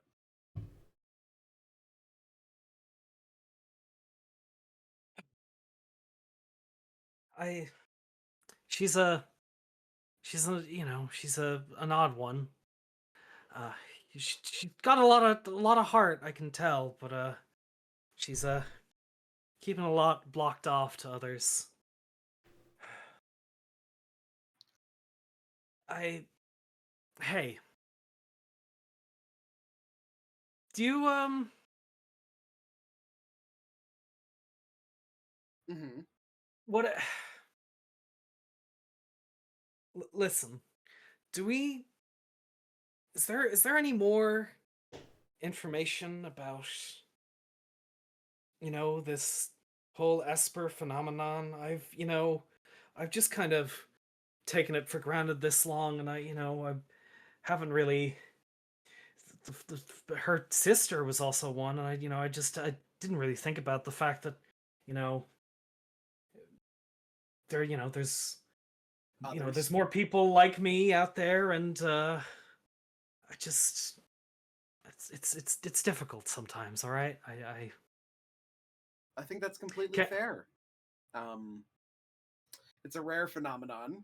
I've heard about it in passing from various different officials. Rarer still are people coming forward to claim that they are espers. But you definitely did something with Bliss, so you've got my seal of approval on whether or not you want to figure it out. I felt I something with her. I know she felt what I felt. So I think, there's a connection would maybe be too forward a term, but I think understanding what, espers can do, might be an important tactic moving forward.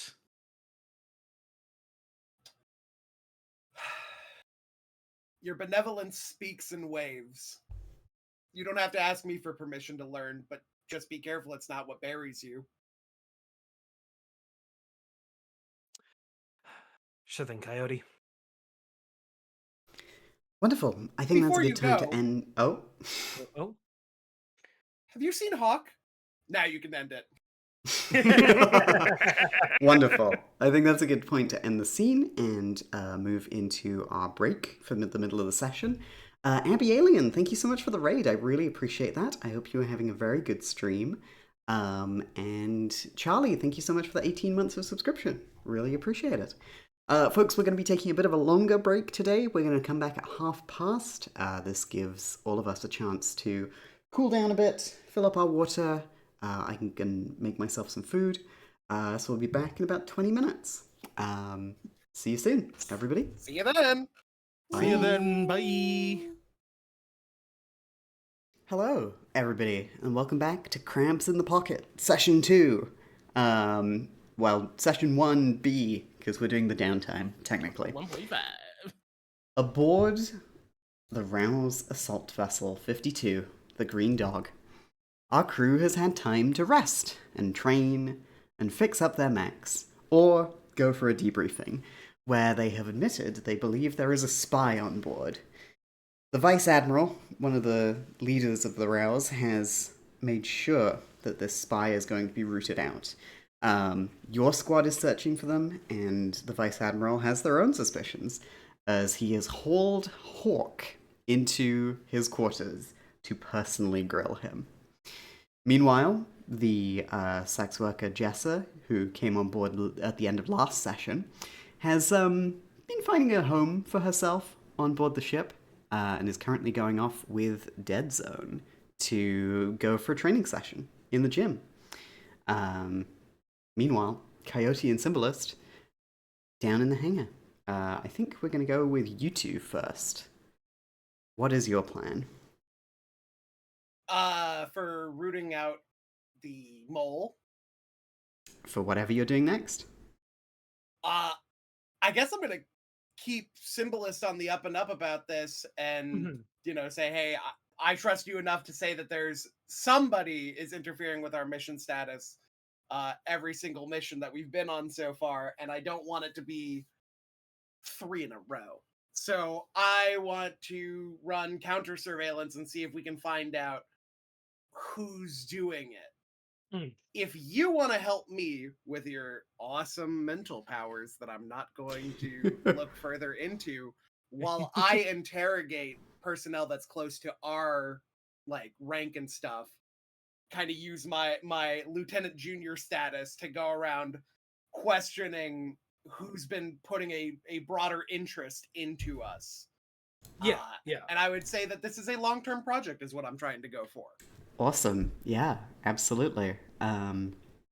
You're starting a long-term project of rooting out the mole, which creates a project clock for us. Woohoo. Yeah, so what you're going to be doing is both of you are going to be spending a downtime to progress this project, where you Yes. roll an appropriate action and then mark segments of the project clock according to your results. Cool. Okay. Yeah, I'm going to call this a Importantly, you decide the 6-segment clock. Yeah. Yeah, 6? Okay. Mm-hmm. Yeah. And then when blah blah blah happens, I determine the skill I'm using to Mhm. roll for this. Yeah. I think I'm going to use command.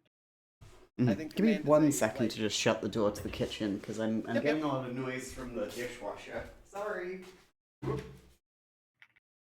Have a name, you know. You are going to roll here with your order. what?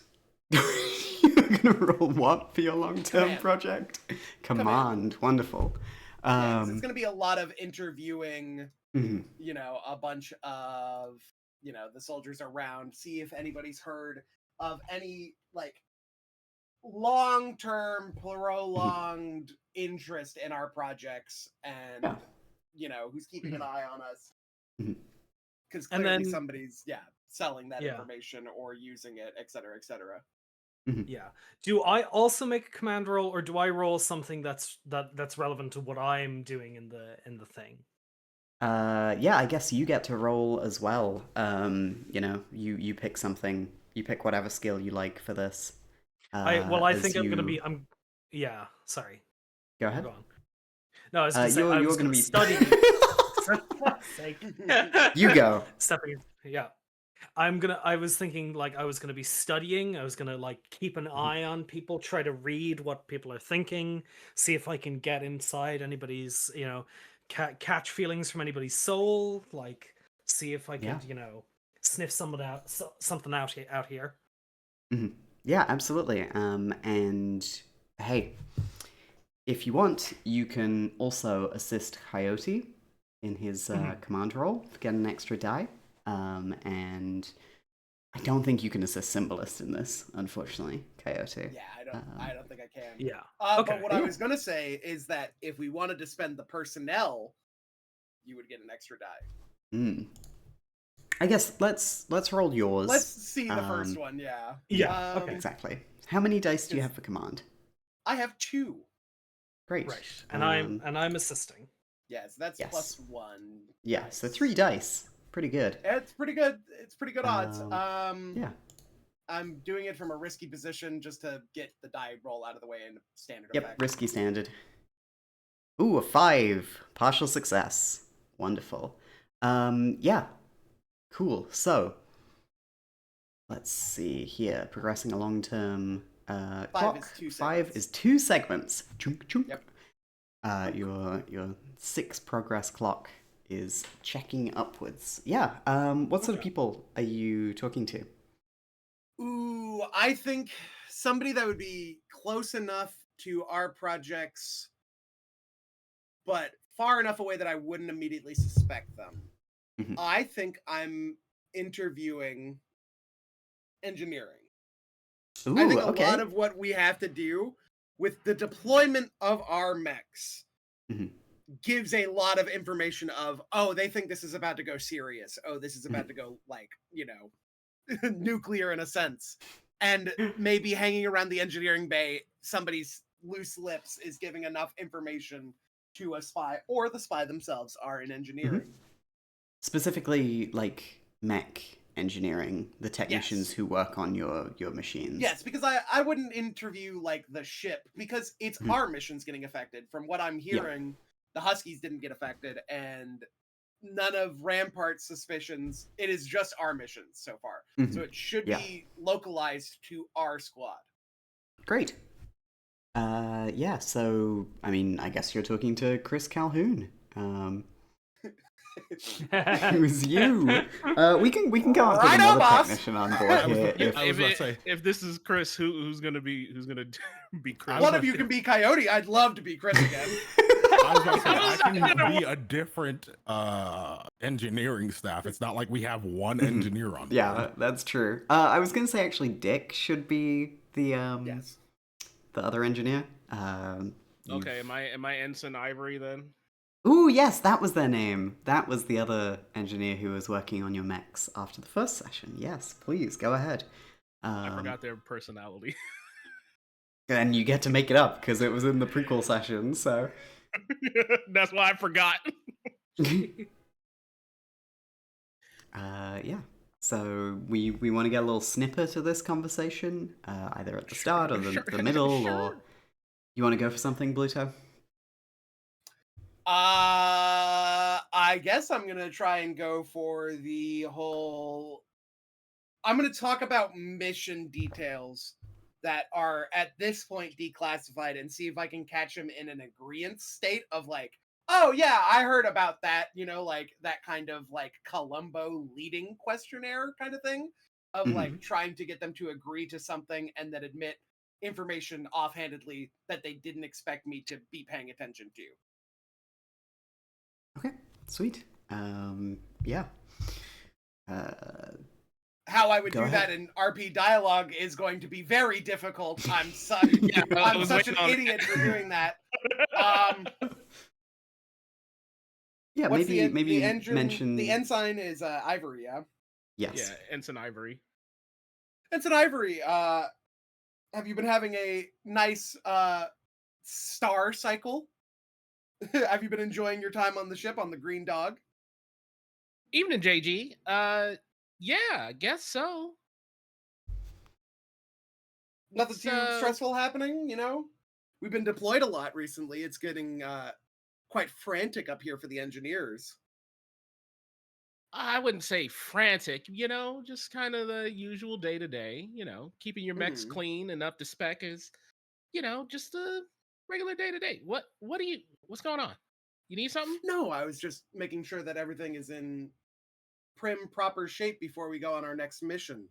Anything could happen with these old catapult systems, Gears get jammed, things get loose, Hopefully not withstanding current, standards. Well, I hope not, JG. I mean, we need that command deck to launch you guys. If something happens, that's like instant failure. We couldn't get any of you guys out of here. It's true. Help me. Where am I going with this dialogue train? Somebody help me. I'm just gonna assume it's not Ensign Ivory at this point. No, Like, let's see what Keep it Symbolist moving. thinks as you're studying various engineers. Doesn't seem like it's Ivory. Ivory seems, on the level. Exactly. That is exactly the phrase I was searching for. So well done for being in my head. Yeah. Now, Kian, what's going on in everybody else's head?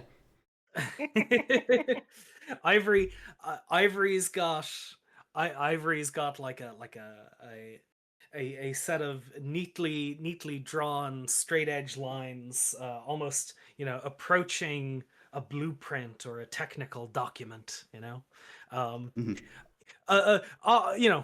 There's a lot of it's very interesting. There's a lot of different ways that the engine, all the different engineers have their own way of looking at the mechanics, and I see kind of a smattering of them. Some of them are more like a pencil sketch, cross-hatched of an engine or a mechanic. Seems like there's not too much tension in the people's hearts here, except maybe one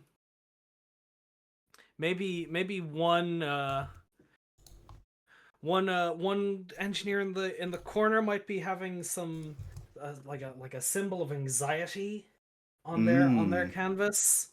Hell yeah. Go over, give them a question. Say, hey, looks like What? Huh? got something on your mind. Was it this Jarek? Is that you? Jarek? Yeah. I'm. Do you want to make me that study roll? Yeah, I can do a study roll. please. Which is how many dice for you? That is 2 dice for me.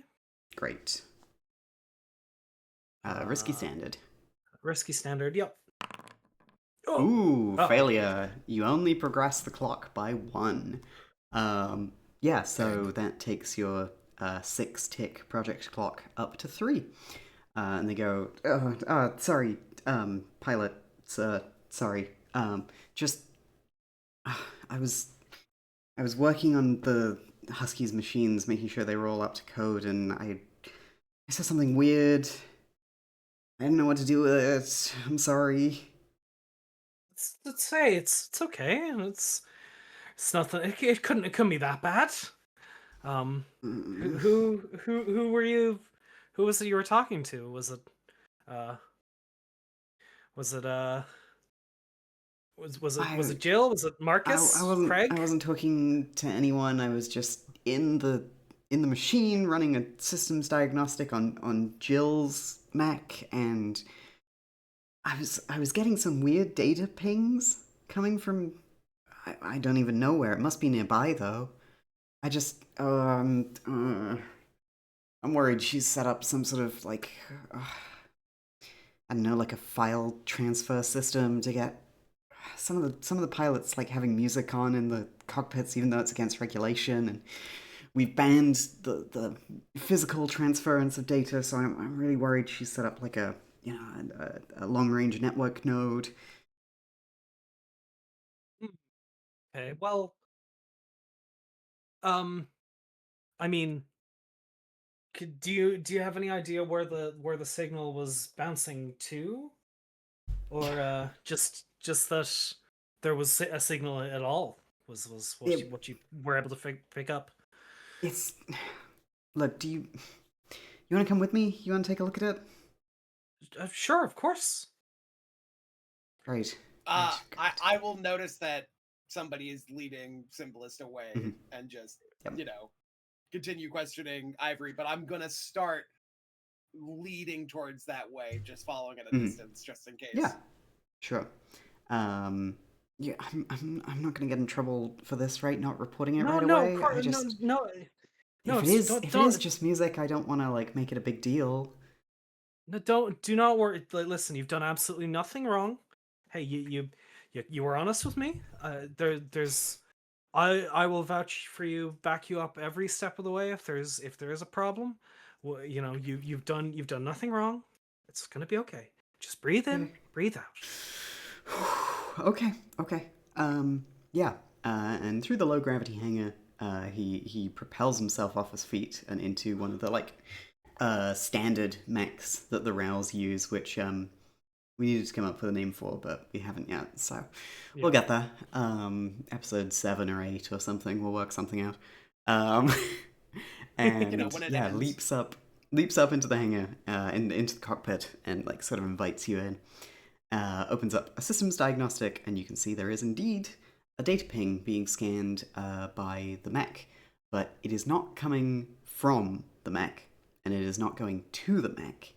It just seems the specific sensors on this one are picking it up as being broadcasted from nearby. Oh, this is hey, you done a good job, buddy. Oh, Jarek, thank you. you're I'll see you, I'll see if you can get an extra ration at lunch or something. Thanks. Listen, okay. There's definitely something going on here, but I don't think Jill is the one behind it. Okay. That's good. I like Jill. I don't want her to get in trouble. Okay. Well, let's, we're going to have to try and figure out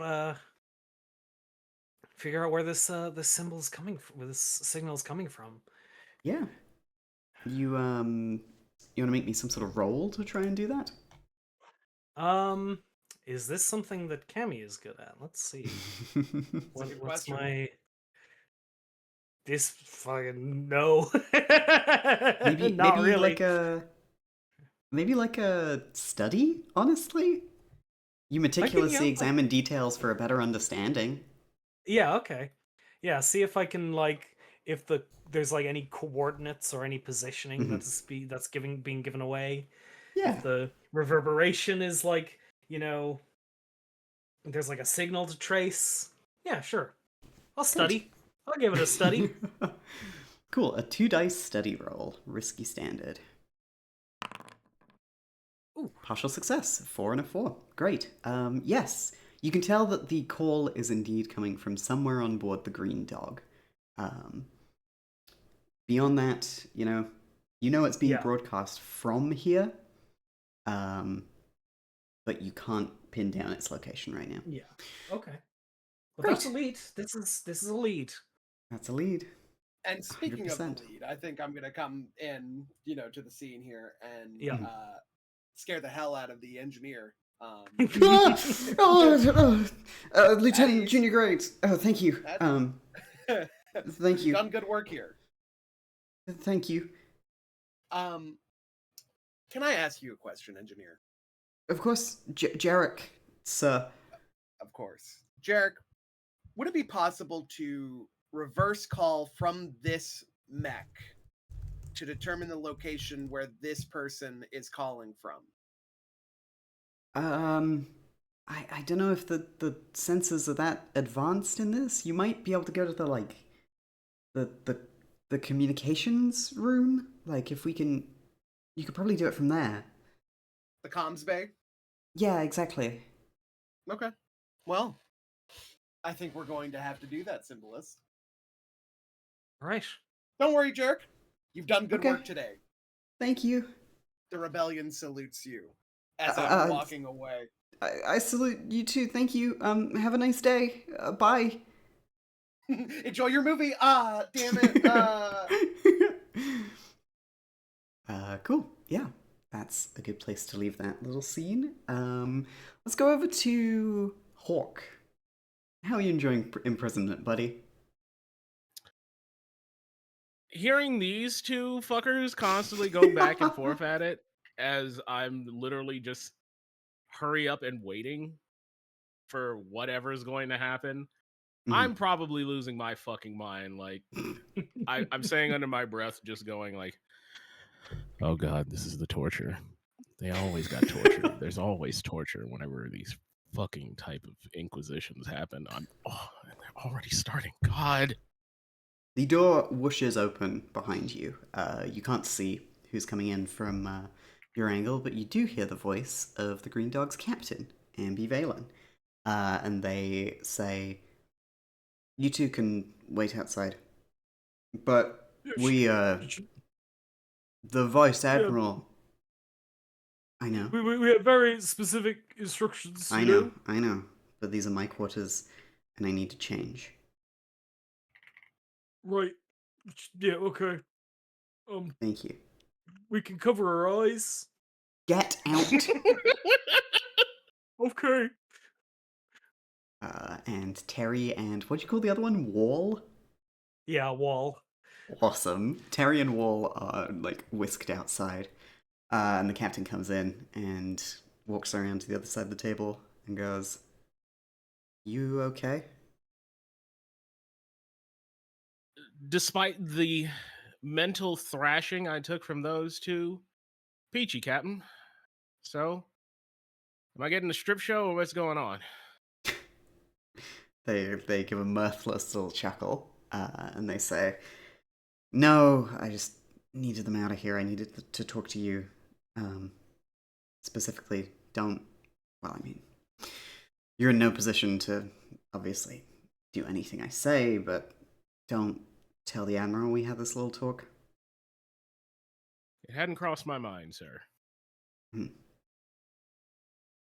you know anything about the Admiral before Rouse? What? Huh? I thought he was your direct superior. I thought you knew. No, I know. I'm asking you. I know. I'm just saying. Do you know his background? No, I'll admit, when I first joined up with you guys, they kind of fast tracked me through what with the celebrity status and all, and Hmm. I imagine whoever was my trainer back in the academy probably was looking forward to parade me around as, look, we stole one from the hedgies, but you know, You didn't get the history lesson. not at all. Okay. But, well, before that, do you want something to drink, to eat? I would love a drink, but I don't know what you keep stashed around here. Water. And they go over to like a little mini fridge and pull out a bottle for you.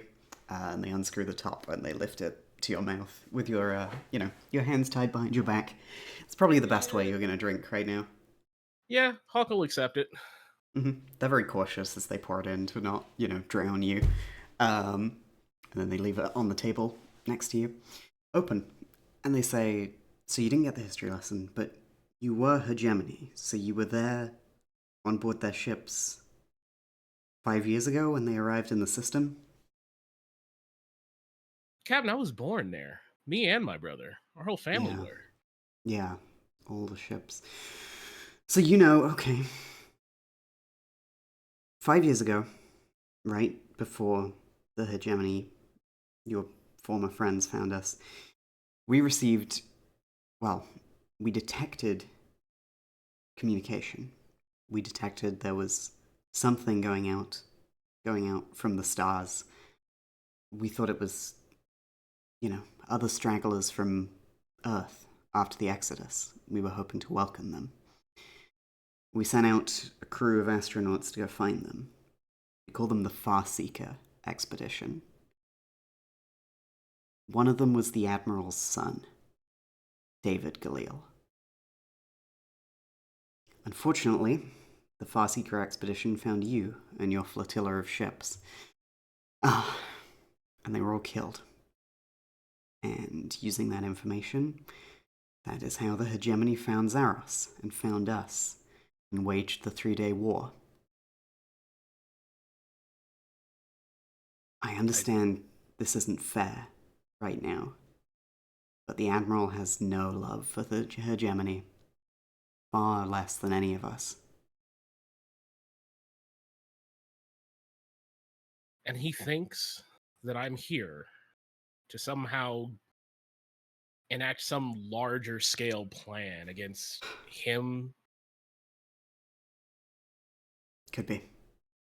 He's taken things like this personally before. He used to be better before David left. Things used to be better, but ever since this isn't the first time we've been accused of harboring spies. When a mission goes wrong, it's his first instinct, and sometimes we've found them and sometimes we haven't. Just know that you being former hegemony means he's not going to take it easy on you. I assume he means that I'm the reason why the first mission we went on went so sideways to start off. I don't know how much he blames you for, but look, I'm going to be here. I have seen the work you've done. I wouldn't have had you and your squad on this ship if I didn't at least trust your commander and trust their judgment. And I'm going to make sure that nothing happens to you.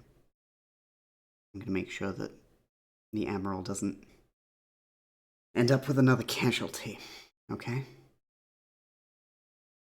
Well, and Hawk kind of leans back in the chair. Let's hope you can follow through on that. Otherwise, I don't think I'm getting a 12-gun salute. No. Let's hope for no guns today. Anything else you want to say to them or ask them? Hawk is kind of gonna just be wary of everybody, and he Mhm. knows the positions he's in, so he's not even gonna try. So no. Cool. Alright, then let's cut over to Dead Zone in the gym with Jessa. What's the plan for training here, Dead Zone? So as soon as they get to the gym, Mhm. Dead Zone's going to change into a more appropriate outfit. Mhm. And then look at Jessa and say, so you remember on Good Hope when I disarmed you, right? What's the more appropriate outfit? We're gonna go with coveralls, but it's like tight at the waist and like a tank top. Sounds good. Yeah. Jessa loses her fur coat she was wearing, and you can see she is in like a tank top and basically what amounts to pajama pants. And she goes, "Yeah, I remember. You got lucky." No luck about it.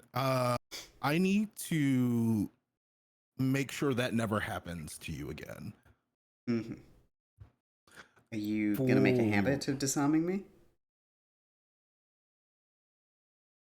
It's not gonna be good if I'm and gonna be in your squad, you know.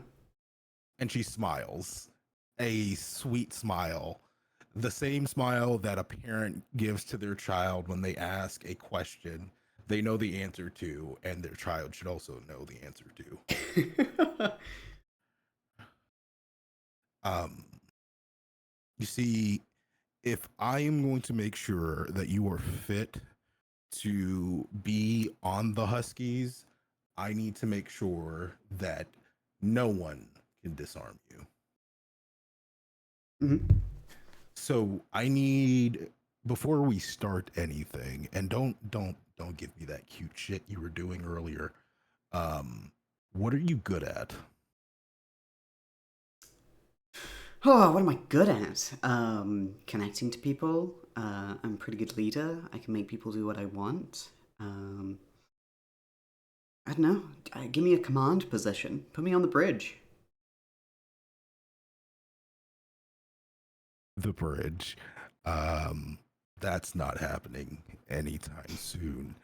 Mhm. You are most likely going to have to be at least somewhat competent in the field.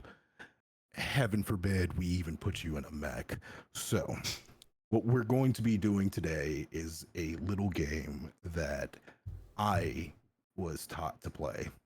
Are you familiar with hide and seek? Absolutely. Beautiful. I love that game. It is the best game of all time. You're going to hide. I am going to count to 10. And if I find you, I am beating you.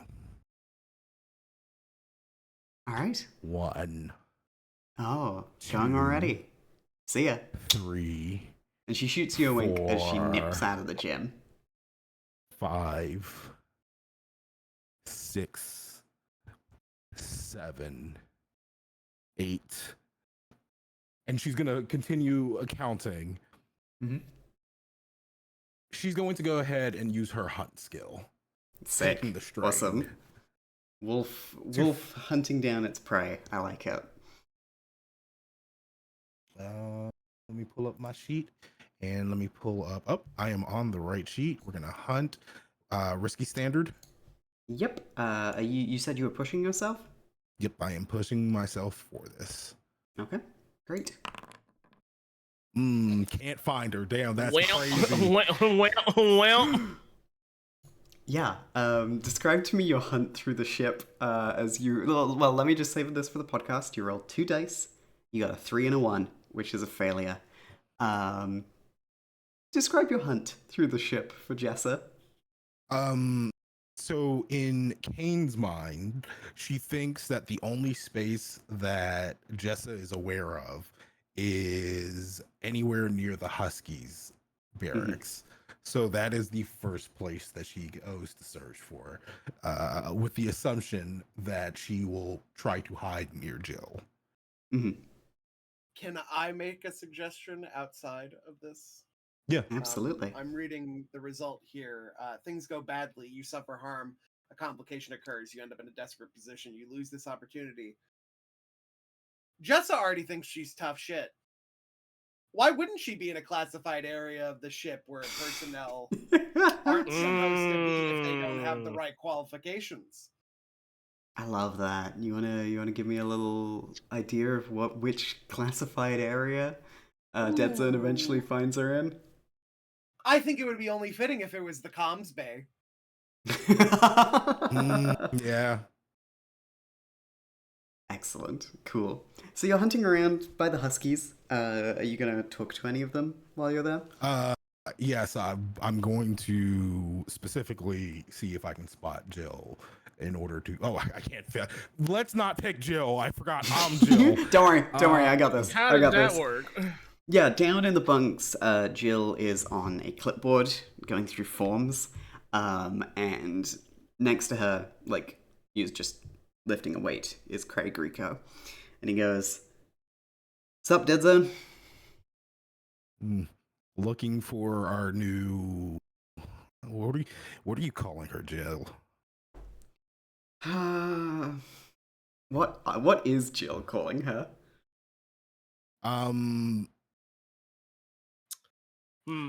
I don't want to be rude because, again, I do like the fact that Jill does like Jessa, but like is Don't very worry. confused as to why like she's suddenly thrust into this position. Don't worry, Craig can be rude. Yeah, you better half over there. You mean the pest? You keep working on your fucking forms, Jill, to bring her in, You've seen her. to civilize her. Nope. She was here, you know. We offered her a bunk. She said, "I don't need it. I'll take Jill's bunk." Craig says in like a mocking approximation of her voice. And then she raced out of here. So I don't know. Gone. So was that like in the last 10, 15, or was Oh that no, earlier? 45. So when y'all While ago. initially took her, Mm-hmm. she been around Yeah, since then? we haven't seen her. Wily little thing though, managed to slip away easy. Sorry. So I'm currently realizing, Jill, well, actually, go finish your forms. Craig, I need you to make sure she doesn't end up. Out in airlock?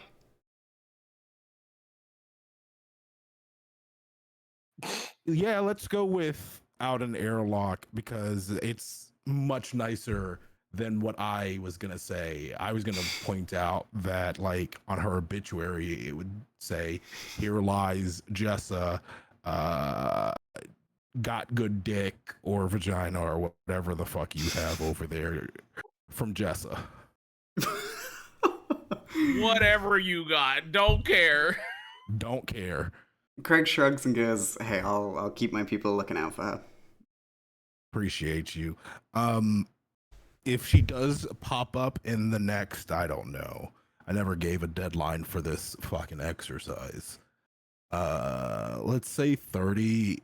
Have radio me. Appreciate you. You got it. All right. I guess I gotta go find a fucking ball and chain. Hey ho. Yeah, I guess this counts as your training Yeah. downtime. Cool. Listen. You want to mark an attribute with XP?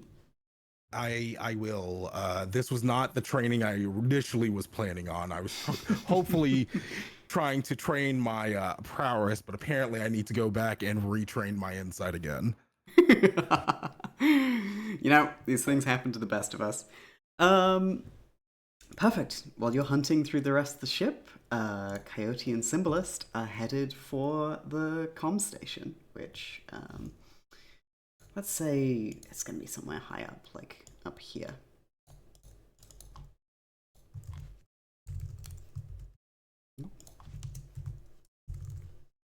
Great. Yeah. You two head up there to find that a communications officer is looking at a panel in the wall. Otherwise, the room is like a few computers and terminals. There's like banks of like hard drives in here recording previous communications, and you can see that like the main dish for the ship is directly above here, and there is like an engineering crawl space at the top of the room to get to it. The comms officer looks over at you and says, "Did you know that you can come in here through the ducting?" The ducting, like, Yeah, the air ducts. The filtration system. I guess it's a safety protocol thing in case there's a fire, but why would you have to examine that right now? Because, and the comms officer turns and points to Jessa, who is lounging at one of the computer terminals on the other side of the room. She just came through here, and I don't recognize her. But she's insisting she's a new pilot, part of Squadron Upsilon. Okay. So what's up with that, Well, Coyote? That's a lot of insubordination that I'm getting from multiple people today. So I'm going to tap my chin here. Obviously refer to me as Lieutenant Junior, as one does, in this Fine. circumstance. Yeah, Second of course. all, not a pilot. I agree with you. She shouldn't be in here. Somebody's going to have to explain that later. First of all, Jessa, you're not an Upsilon. Hi. You're not an Upsilon. But- You're barely in the Huskies. I figured There's if I... There's a very heavy distinction here. I'm assuming Dead Zone sent you on a train. No. I insist. Let me go first. She crosses her arms and like kicks her feet up onto the console, which makes something start bleeping. Hey, so why don't we step away from the very, very important technology that could reveal us to anybody out there that's searching for us, which are killers and, marauders and pirates. Yeah, fine. Sure. She gets up, she makes a real fucking effort of it, just climbing to her feet and like dusting herself off. And then she goes right up to you and she hits a crisp salute. Awesome. Perfect. Now, I'm assuming you're hiding from Dead Zone as part of the training atmosphere, whatever. Yep. She said she was going to promote me if I beat her in hide and seek. That's awesome. She's down the hall, so you're going to have to crawl back through the vent and go back to the gym. Mm-hmm. And I think that'll work for your little hide and seek game. Was there a deadline given to you? No, she seemed pretty confident, so I guess she's gonna like leap out at here like of a cupboard or something at some point and sink her teeth into my neck. I'd say give it an hour. If she hasn't found you yet, you can just come get me and I'll stop the exercise. But beyond that, you're dismissed. Okay. I'm probably gonna hang out here. No. No, you're not. It's either down the air vent that you came up, or Dead Zone knows where you are now, and we get to go into punishment time. You want to give me some sort of roll to try and like sway her? Oh yeah, yeah, sure. Would you consider this verbal combat?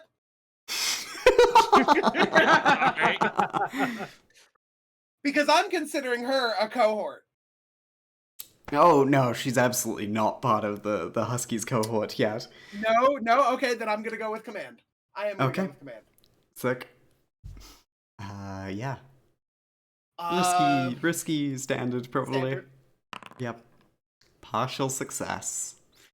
I'm sure the comms engineer is not happy about this while this is going on. Not one bit. I'm willing to have him put me in a desperate position when I go to talk to him. That's good with me. No. He's pretty pissed off and like he's complaining about it to Symbolist. This is meant to be a quiet area where I can get my fucking job done. I don't need rats scurrying around. I don't need you all yelling in here. I know. I wish they would stop. I'm sorry. Listen, I know. I'm sorry. Yeah, Jessa sort of like, what's it called? You do the salute up and then you like, like stop doing it. You do the like a At bang, ease. like yeah, it's like the action of moving your hand away from your head. The back rest. half of the salute. I don't know. She swings her hand down, Yeah. and she says, "Sir, yes, sir," and then walks past you. Didn't even go in the air vent. No, she leaves through the main door, and then pokes her head back in and says, "Bye, Cammy. Bye, Jessa. Bye." Bye. And then, yeah, she disappears. I'm waiting for the door to shut. I'm gonna let some time pass, and then I'm gonna say it. There's not gonna be a family to send her body pieces back to, is there?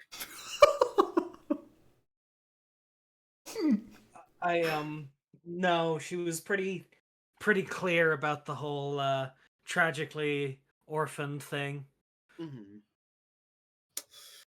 Really playing at it. Mm-hmm. Wanted That's to a make shame. sure I knew. One less here to worry about. Now, communications officer, I'm sorry that all of this got into your handbasket over here. I do Rip. apologize for that. My name is Rip. Yes, sir. it's nice to meet you, Rip. Good to see you. You could call me whatever you want. I understand that you're frustrated. This Studwell. was We can't. You Not can't. Studwell. You can't Studwell this. You cannot know. regardless of the intentions of our in-training operative. I apologize for the interference that she's caused upon your work. I was coming to ask, as part of a daily inspection thing now that I'm back from whatever mission they deploy me to check in on the comms bay, because one of the mechs that we have in the hangar is transmitting a signal, or is telling us that there's a signal being transmitted here to somewhere else. And as part of our daily conference thing investigation, sometimes those signals need to have proper authorization before they're sent. And I'm just doing my due diligence as Lieutenant Junior to check in, see what the signal is going to be. It's a glitch. routine, It's an error. There's no way a mech is picking up something that I haven't seen in here. You're positive about that? Positive. I oversee all communications coming in and out of this ship, and I have seen nothing out of the ordinary. While we have been in drive off towards our next objective, no communications have gone in or out. It's a rule. Now, Exo, Rep, as it were, a few seconds ago, you didn't even know there was an air vent that led to here from the gym. And this is not a call to your inability to notice these sorts of things. But sometimes the best laid plans of mice and men often go awry, so I just want to check in. I will hold it to any offense. I'm not checking you personally. I'm checking others' work of who could have snuck in here and maybe contacted a fiancé that's on Cronus or something like that. You never know with the rebellion. Be my guest. Go ahead and check the terminal. I'm going to secure this panel. Maybe with some rivets. You know, I definitely think you should. Cammy, would you like to study the thing? Sure, I'll read these files. Is this Tell you what, can I help along with you in the sense of, let's check for communications during our first mission, during our second mission, and recently. Like if there's a commonality in the data, because like Rip said, all communications are recorded. So is there a common end point from the comms bay for all three of these things that are happening? Yeah. Cool. This would be a survey, I think. You don't think it would be a study because you're reading data? You could convince me it's a study. I think you should convince. I shove the duty onto you after I've done all of this. Because you have a better study than survey, yeah. Yes, I do have Okay. a point in survey, but I can- also do. That's why I was like, Yeah, I I get, no, assumed I you get, had- I get. Yeah. Yeah. I mean, if I was like, what I could do, I suppose, with the study is I could like note down what signals, what numerical data is there. Like, I assume there's like, sorry, I assume there's like ID numbers to the responses, the pings that we're getting, and see like cross reference if there's been Yeah. any outliers across these 3 points in time that we're looking at. Absolutely. Yeah, go ahead and Because roll they're coming me. from different locations, but the endpoint has to be a central location between the 3 Mhm. endpoints that we were. Yeah. Yeah, Okay. go ahead, roll me So- a study with an extra die from Coyote assisting. Yes. Is this desperate? Yes, Because this of, is desperate. Yeah, because of how My the bad. thing went. Whoop, it's okay. Success! point. Okay. Wonderful. You find no unauthorized communications leaving or entering the ship. You check through logs, you check through the dates, you cross-reference it with the missions you've gone on, and you see that, nothing is out of the ordinary. Certainly no communications were sent just now that whatever the mech was picking up from. In fact, the only thing you can see that is strange is that the radiation emissions from the core are sometimes picked up by the radar dish, and you can see those are looking a little like aggressive at times. Strange times, they should be absolutely going off the charts when the drive is engaged to move quickly through the system or when it comes to a stop. But you can see that the drive, the core's emissions have been, at regular intervals, been getting aggressive during the times of your missions and during the moment just now you detected in the mech. EXO, That's strange. I have a reading here that I want your personal opinion about. Sure. I know that things are rough. We'll get the rivets in immediately after this. Mhm. What would you need the reactor for to send? Because the radar dish is picking up the reactor is doing abnormal things as part of this investigation into the It's- day-to-day maintenance. It's stellar radiation from the star drive. I don't know. I'm not trained to read it. It's not anything. It's Just not background. anything. No.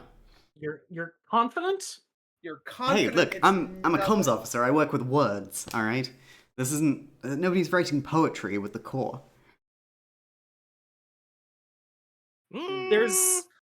There's a strange consistency in the timing of these reports, though. There's these blips are happening at, recognizable intervals.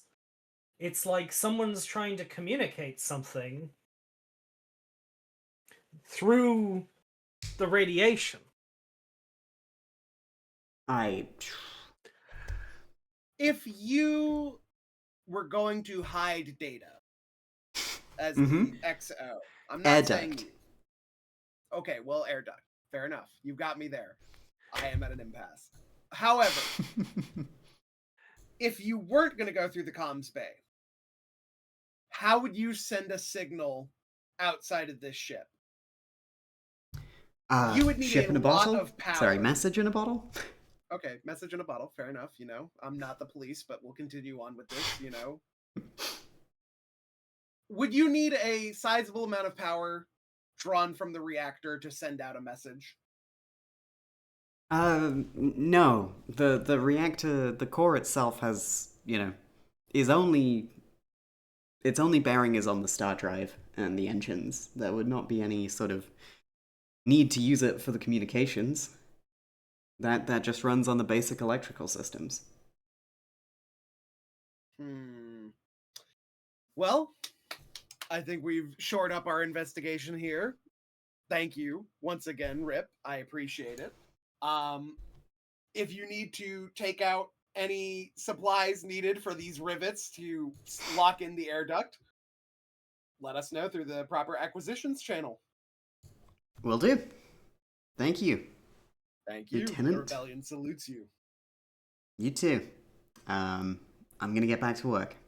Good luck. Thank you once again.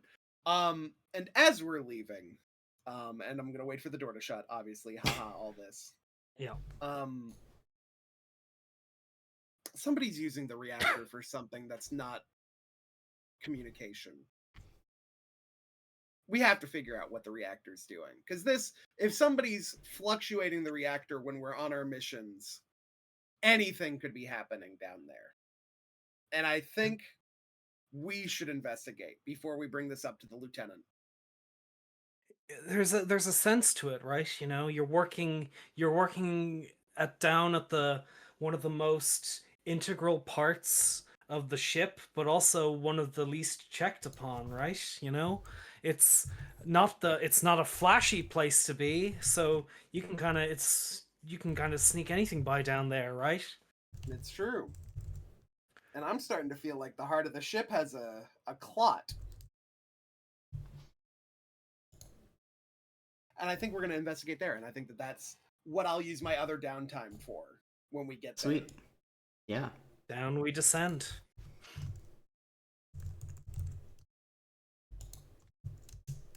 Oh, it's all the way across the ship. Mm-hmm. It's gonna take some time.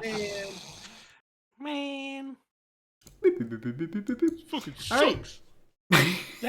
Dead zone time. Yay! You gotta kill Jessa. Dead zone. Yes. Hi. Hi. Where do you go after checking in with the Huskies? Probably the cafeteria. Great. Yeah. Searching through the cafeteria, you can see that a lot of, staff on duty, deck officers certainly, the ones who would have guided your mechs in onto the deck before being elevated down into the hangar. They're taking their well-earned break. But even in the hubbub of the canteen, you can see that there is nobody, out of place there. Nobody who is, harboring Jessa, and she's certainly not there. And so, this place, do you want to grab a bite to eat first? Or are you going to keep searching? We'll keep searching. I now, not that it's normal. Hold on. Not that Dead Zone normally panics, but this is one of those moments where a blip of oh shit has at least crossed her mind once or twice. Mm-hmm. So no food. Food is for people who have achieved things, and currently Dead Zone has not achieved anything. Wow. Posers, get the fuck in there. Get working. Get back to twerk. Yeah, get back to twerk. So yes, I'm going to spend more time searching for our missing stowaway. She's a rat. She's a rat. Wonderful. Now, you did roll a failure on your hunt earlier. And as such, you are caught unaware as you're moving down a corridor, and something leaps out from you from up in the ceiling and slams you into the ground. And I'm going to say you take level 1 harm from this, as you, take quite a nasty blow to the nose, possibly breaking it. You can taste blood as it runs out of your mouth, and you hear Jess's voice as she has pinned you to the ground, and she goes, "I win! Found you." Bro, did she just Lion King you? You're fucked. Yeah, I hold the bridge of my nose and try to quickly reset it before the swelling gets too bad, and look up at Jessa and try very hard not to roll my eyes. What did you win? I won hide and seek. You didn't find me, so I came to find you. You remember the rules of hide and seek, yes? Yeah, and you took too long. I win. You remember my rules for hide and seek, correct? Mm-hmm. Yeah, and I beat you right now. Look at your nose. I mean, well, I guess you can't look at it, but you feel it. Oh, Jessa, when I give you an order, I expect you to Follow it? Mhm. Yeah. What did I tell you would happen when I found you? You would beat me. And, you took your time, you lost, we turned the tables, and I found you, and, well, them's the breaks. Breaks, right? At this point, not Jessa, our lovely little Kane is going to twist and put Jessa into a leg lock and then pull at the joint. Sick, cool. Yeah. Roll me. Ooh, this is probably like a struggle. This is absolutely a stat she has 0 in. You could also call it a wreck if you're being more like brutal. Let me reiterate, I have a 0 in prowess. I have it. See that? A 0 in prowess. So I am also going to take a strain on this. Great. Yeah. One die. One die, and how do you want me to roll it? Oh, you're in a pretty desperate position, pinned to the ground by her. Standard? Standard effect, yes. Partial success. Great. Yeah. You do it. You are able to wrench her prosthetic leg out of its socket. Can I also point out the harm that it causes Dead Zone in this case? Sure, go ahead. In a stroke of irony, Dead Zone also pops out her hip. Yep, let's call that level 2 harm. She's going to fight through the pain and wave the bladed leg, which I just now remembered this girl has, and wave it in her face. Cat got your leg. Stand up, get up, fight back.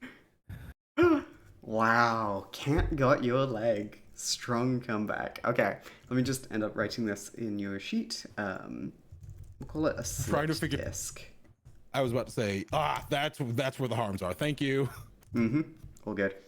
Yeah, so she's sort of laughing and like, now that you've like ripped the leg away, you've kind of both disengaged from this, and she pushes herself over to the wall and is able to pull herself up by one of the handrails up there. And balancing on one leg, she goes, "Do you think this is the first time I've had to do this?" Remember, the whole point of this exercise was to make sure you don't get disarmed? Or disliked, in this case. Haha. And Not if the I leave joke my I was made attacker with over. if I leave my attacker with a bloody nose, is that not something? If you'd given me a gun, I could have killed you. So just give me a gun out there. I'll give you a gun. And Kane, who has not disarmed since this entire thing has started, still has her gun from last session and goes ahead and just this gun here, the one that you tried or not even this gun, you tried firing a gun. This one, I would trust you with this. So this is the Dead Zone special, huh? You pull out your gun. Pull out gun. I'm not even threatening. I'm not even threatening. So you want me to trust you with one of these when I can't even trust you to follow the basic rules of the game? I beat you. Stop being such a sore loser. There's no sore losers in war.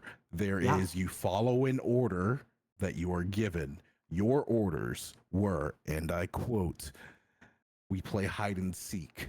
I find you, I hurt you. There is no win condition for you here." Sounds like a shitty order, sir. Welcome to war.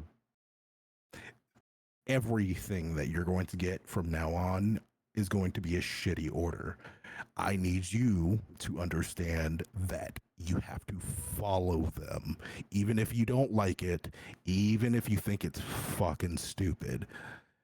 What I don't need is someone showing up in the middle of an operation in gear that was not given to them and fucking shit up. I'm glad you saved your girlfriend. Truly, I am. I'm happy that you're happy.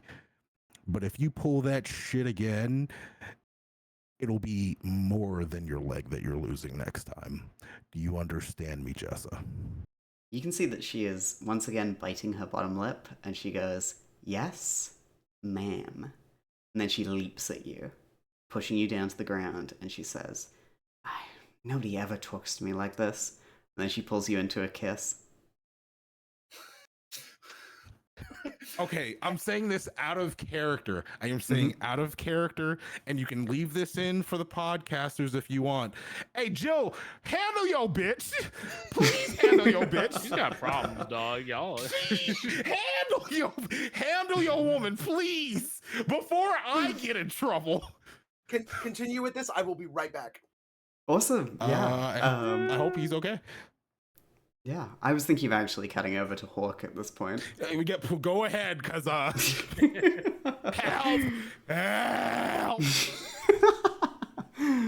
All right, Hawk, having spent some time in here with the captain, the vice admiral returns with the 2 security guards in tow. Would you have had anything in your quarters that might have been like, a form of communication, a pager, some sort of like electronic magazine, maybe even like a fucking Walkman or a cassette player or something?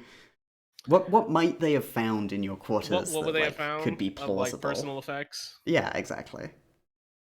I would have kept like a couple magazines where I was on the cover. I would have kept a remnant parts of like my slam ball gear, of course. I would not have kept anything identifying of my family or anything else like that, though. Okay. But yeah, no pager, no. Nope, because no comms device of I any would, kind? as part of this character, he would absolutely know that like everybody's gonna be looking at him to be this fucking traitor, this fucking backstabbing piece of shit, and Hawk is openly fake. That's why Jessa hates him. So why the fuck would he have anything that would be immediately incriminating? Sweet, yeah.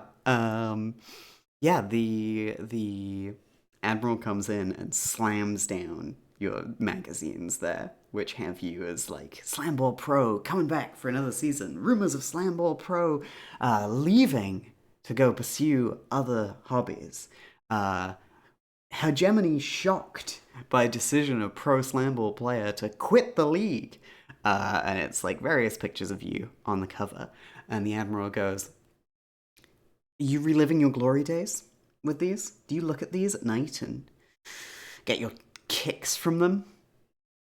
Do you miss being on these covers? Do you miss having the Hegemony's love?" Do I miss my chains? Is that what you're asking me, Admiral? Yeah, awfully good-looking chains here. This suit especially. Ooh, yeah, fine stitching for such a prison uniform. The cage may be gilded, Admiral, but it's a cage nonetheless. And the admiral shrugs and goes, "Then you wouldn't care if I did this." And they take one of the magazines and they rip it in two, shredding it down the middle. Hawk does his best to not show his annoyance. Hell yeah. Great. Do you want to... Yeah, I was going to say, is this something you want me to roll for? Yeah, this would be I'd love for you to roll for this. I'm trying to work out what it would be to, like, keep your cool. Could it potentially be him trying to sway? I was going to suggest, is this a sway? Because I'm going to try and prove that, like, I don't care. Do whatever the fuck I'll you allow want. that. Yeah. You are currently handcuffed to a chair. We're gonna call Not this my first time. desperate. We're gonna call this desperate. With standard effect, or maybe even limited effect against the admiral. Yeah, Standard I agree. limited. desperate limited. Gotcha. All right. I'll roll them bones. Ooh, eat shit, Damn. buddy. As the admiral tears up your magazines and your last, things of fame, he's getting more and more pissed off that you aren't actually responding to any of this. And eventually, after tearing these magazines to bits, he goes, I'm going to sneak in and just say, "Ooh, very impressive, Admiral. Maybe we should find a phone book next for you. Then you might actually "Fuck get me impressed." you hegemony spy! I know it's you, alright? I know it, I can prove it! And they pace over to the other side of the table and grab you by the collar. At which point the captain comes in and goes, Admiral, please. Just send him to the brig or something. Don't do this here. And the Admiral squeezes your collar before letting you go, pushing you back into the chair, and says, maybe some time in solitary will really, really have you considering what your priorities are here. Admiral, you've set me out twice in a mech, loaded, full, kit to the teeth. I could have destroyed this ship. I could have destroyed you. I could have destroyed anybody you cared about. And I haven't done that. Twice you've given me that opportunity. Is that not loyalty enough to prove to you that I am not against you? It's called the long con. Maybe ask your hegemony handlers about it next time you have a briefing session. Get him out of my sight! And the two security guards lift you up, still handcuffed, and force you out of the captain's quarters down towards the brig. Yeah, I show a little defiance of like, I've got this, guys. Look, you like me, and I very clearly am going to go along with you. I know where it is. Trust me. I've been there. Before you head to the brig, do you think I can get that autograph?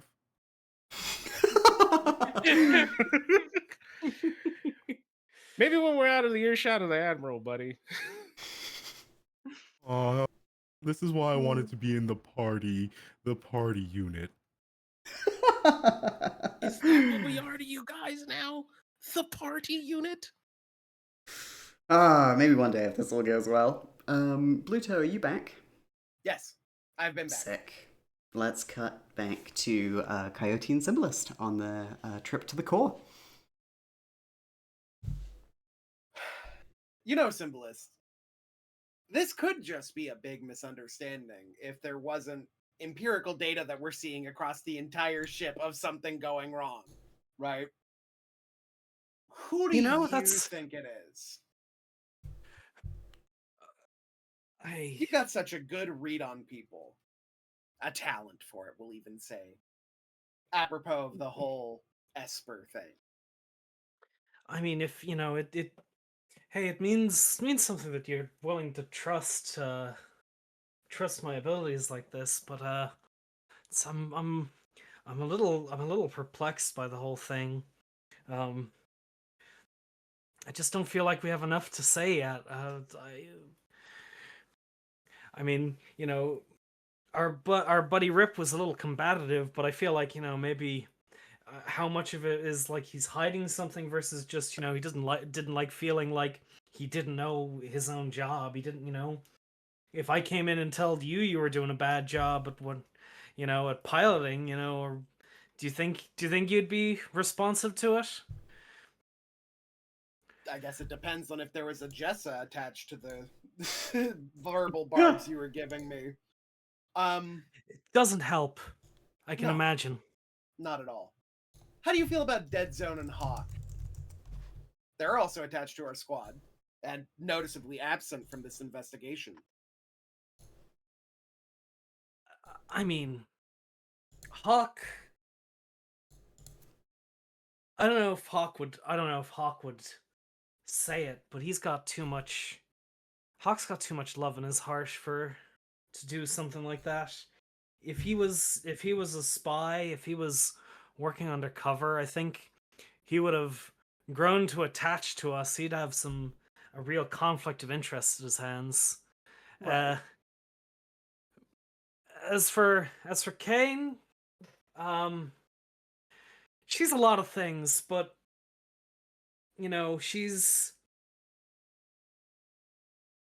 I think she finds it difficult to keep things to herself. She's loud and passionate and outspoken. She's willing to break things, but she doesn't keep things close to her chest. If there's a problem, she's gonna let you know about it. So I don't think it's her. So you're saying the mysteriously absent Hawk and the AWOL dead zone, because we saw Jessa up in the communications bay, which she had no right or reason to enter. You're saying that both of them, while absent from their duties, are still doing the best that they can for the rebellion. I like to think so. And what of you, Symbolist? Wouldn't a spy's duty be perfect for ending a war without conflict, like you so want? You I have to consider ask these questions. Because if it comes down to the lieutenant, and I have no mole, and I have no reason to believe any of my squadron, we're dismantled. It's as simple as. Why keep the squadron together that's currently being investigated and sabotaged? They'd ship us off to different locations to just truly worm out who is selling information. And I don't know about you, but I quite like my position in the ship as of now. So I'm going to find it. And if I have to overturn every rock, every little hidey hole in this ship to find it, I'm going to. Yeah, I understand. I get it. I listen. Hey, it would be really easy for me to hide something like this. I get it. I totally do. But I can't. If I were a spy, I would be jeopardizing Valcour, and she's the most family I've got now, and I can't risk anything for her. She's the only hope I have. She's the only thing I've got left. Well, that's something that we can both agree on. Let's get to the reactor and figure out what's going on with these aberrant signals. Absolutely. Before another person gets sabotaged. Before Jessa pops up into another place that she's not supposed to be. Down we go. Yeah. You head down to the Star Drive core, which you can see is a highly restricted zone. You need quite a high level of access to get in here. We can flash back and say that Rampart as part of the investigation, yeah. Exactly. Enabled your access to take you anywhere in the ship. So yeah, you head inside the Star Drive core, and you can, as you move in there, you can feel the vibrations in this room of the large, like, thrumming blue core that powers the Star Drive, the thing that moves you quickly through the system. Not faster than light speeds, but faster than, what a ship like this could do under conventional engines. It thrums in a room that is separated from you by about 3 feet of glass, lead-lined, you're pretty sure. You can see that there is one technician on duty, a woman who seems to be pretty tired. She's got red hair up in a ponytail, and she is tapping away on a terminal. She hasn't noticed you come in over the sound of the star drive. Do I know them? As Yeah. like, They've okay. been on the ship for a while. This is core technician Terra Valome. Ooh, what am I going to refer to them as? CT Valome. They turn around, and you can see that. All right, I'll do it. Okay, Yeah, yeah, I sweet. I was giving you time to find somebody to do the voice just in case. Hello. Whoa, hang on. Hold on, wait a minute. Sorry, did I catch you off guard? Do you want to try this voice again? No. She's down here with a on a lawn chair. She's got the reflective the reflective sheet of metal tanning her. She's got her sunglasses on next to the reactor. Look, some people have to put effort into their jobs. Others are just naturally good. So, can I help you? You mind if I take this one, actually? Nothing about your performance. I guess Nothing I'll go about back your to my performance. corner. Nothing about your performance. Just, I'll go back to my corner then. Maybe we're going. Listen, it's not you, it's us. Yeah. Sorry. Somehow I'm we're not- the most serious of the four of us. Is this too like we're doing this investigation and it's just become really serious, lemon serious. Terra Valome turns around, and you can see her eyes are like pretty bloodshot as she looks at you. She's sort of hunching a little, and she says, "Can I help you?" Yes, actually, you can help us. Mm-hmm. Symbolist and I here, we noticed up in the comms bay that there was, and I'm going to start like walking around the room to cut off if she's gonna make a run for it, right? Because she looks squirrely. I'm not gonna assume that that anything we're about to do here is by the book until we're getting shot at. Mm-hmm. We've noticed that from the comms bay that certain reactors are going off at inopportune times as part of our duty to the rebellion. And we were wondering if you could give us your interpretation of the data as honestly as you can put it. Of course, yeah. Those when and I presume you give like detailed lists of the time. Well, I was gonna start it. I was just gonna say, well, it started as part of our maiden voyage to Denier. And around that time, it's just accelerated in fluctuations. And I was wondering if you had any idea of why the reactor, when we're not in hyperdrive, would be fluctuating like this without any other part of the ship noticing. I've been running tests on the core. I've been trying to improve efficiency. It's a fleet-wide mandate.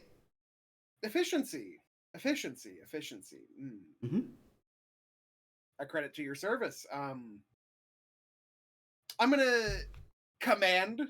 This is my other part of the investigation, the downtime for the long-term project.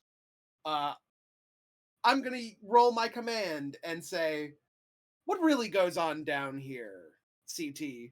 I need to know if anything is going beyond normal testing procedures, if you are perhaps sabotaging the reactor. Sabotage? No.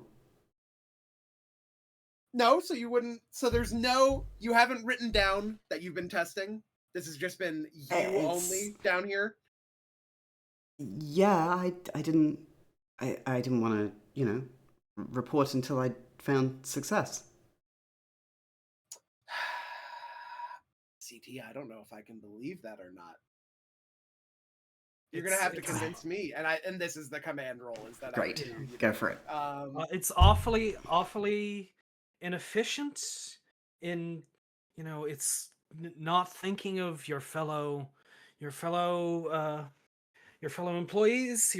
It's rude of you that you're doing this without without any proper accommodation, proper paperwork being done.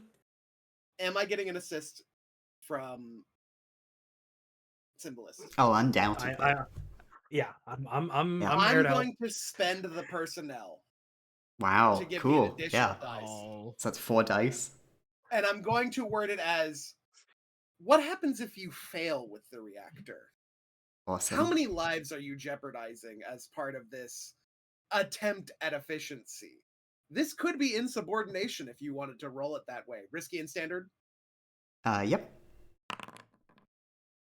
Success. You do it, which gives you 3 ticks on your project, completing your hunt for the spy. As Terra tries to make a break for it, kicking off towards the door. Am I prepared for it? Oh, 100%. You could have seen her like shifting her stance, getting ready to do this. No. It's regular like gravity down here in the regular reactor? gravity. It can just get a bit weird around the core. I'm gonna kick my leg out, but also use my shoulder to navigate her away from the core. Okay. So that way she's slamming into like the interface. Yeah. You hit her into a console and she goes, ah, fuck, okay, fuck, no, please, no, it wasn't me, it wasn't me. Before she can react, I'm pulling out a gun. Oh my god. A small, like, service, blast. Yeah, your pistol. Yeah. Yeah, exactly. Oh my god, no, it wasn't me. It wasn't me. Now, CT. I have to be honest with you, this isn't a good look. Now would be the time to start talking about who convinced you that this was a good idea. He said if I told you he'd kill me. Well, CT, he was right about one thing. I will kill you if you don't. I don't want to splatter your blood in the reactor. Who knows what iron and all of the particles in your blood will do to a ship's reactor? I need the cut-in to be to literally be fucking Bluto just doing the blade, Wesley Snipes blade, just like, kill you, motherfucker, I'll kill you. Yeah, I didn't want to say it because, like, yeah, that is what I was going for. But CT, you don't have a lot of options here. You're not in a place of negotiation. At this point, you're a spy caught in enemy territory. No. I don't have any information. You're not gonna believe me. Try it. You're not gonna. You said he. Who's he? It's the Vice Admiral. The Vice Admiral. And you're sure of this? Yeah. Yep. And I assume, because you're such a careful person, CT, that you have a way to prove this. Has there been any contact between the two of you that's recorded electronically? He came for an inspection of the Star Drive core a few days ago, before the mission to Dino. And that's when he gave you the mission. That's when he cornered me, yeah. And what did he have you doing in this core? He just needed me to run some, he called them diagnostics, just raising and lowering the output ever so slightly. I didn't know what it was for. And you can attest, in all of your skill, and I'm just going to tap the barrel of the gun against her cheek as I do this, that anything you've done in this core has not jeopardized the ship at all. No. They're false flags. It's nothing. It hasn't damaged the ship or affected the core. It's just minuscule effects. He promised. Now, CT. Why did he convince you? What could you have gained from listening to the Vice Admiral? Did he promise you a promotion? Did he promise you credits? My my boyfriend, he's in a prison. They said they could get him out.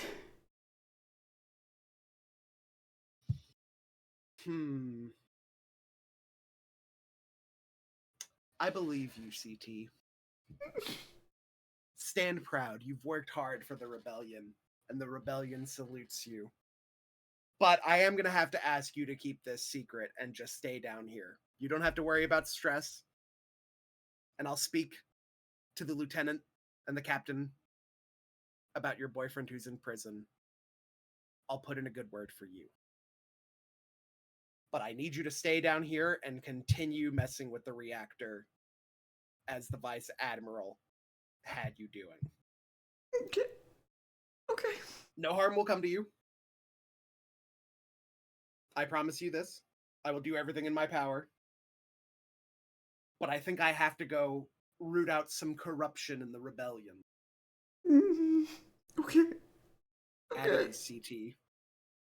Yeah, she collapses to the floor in a flood of tears. Yeah. Okay, all right. So, Simplest, how do you feel about that? As we're leaving the reactor, I assume. It's not how I would have dealt with it, but I suppose sometimes you need to bear the blade just a little bit. Just not to be swung, but let out of its sheath. Just let your enemy see the steel. You're an intellectual beyond your years, Symbolist.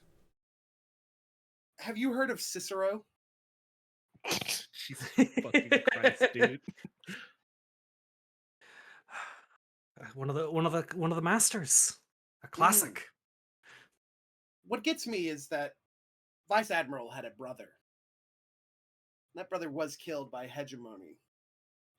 Son. I said it, you fucker, you got me. Hegemony. And it was his son.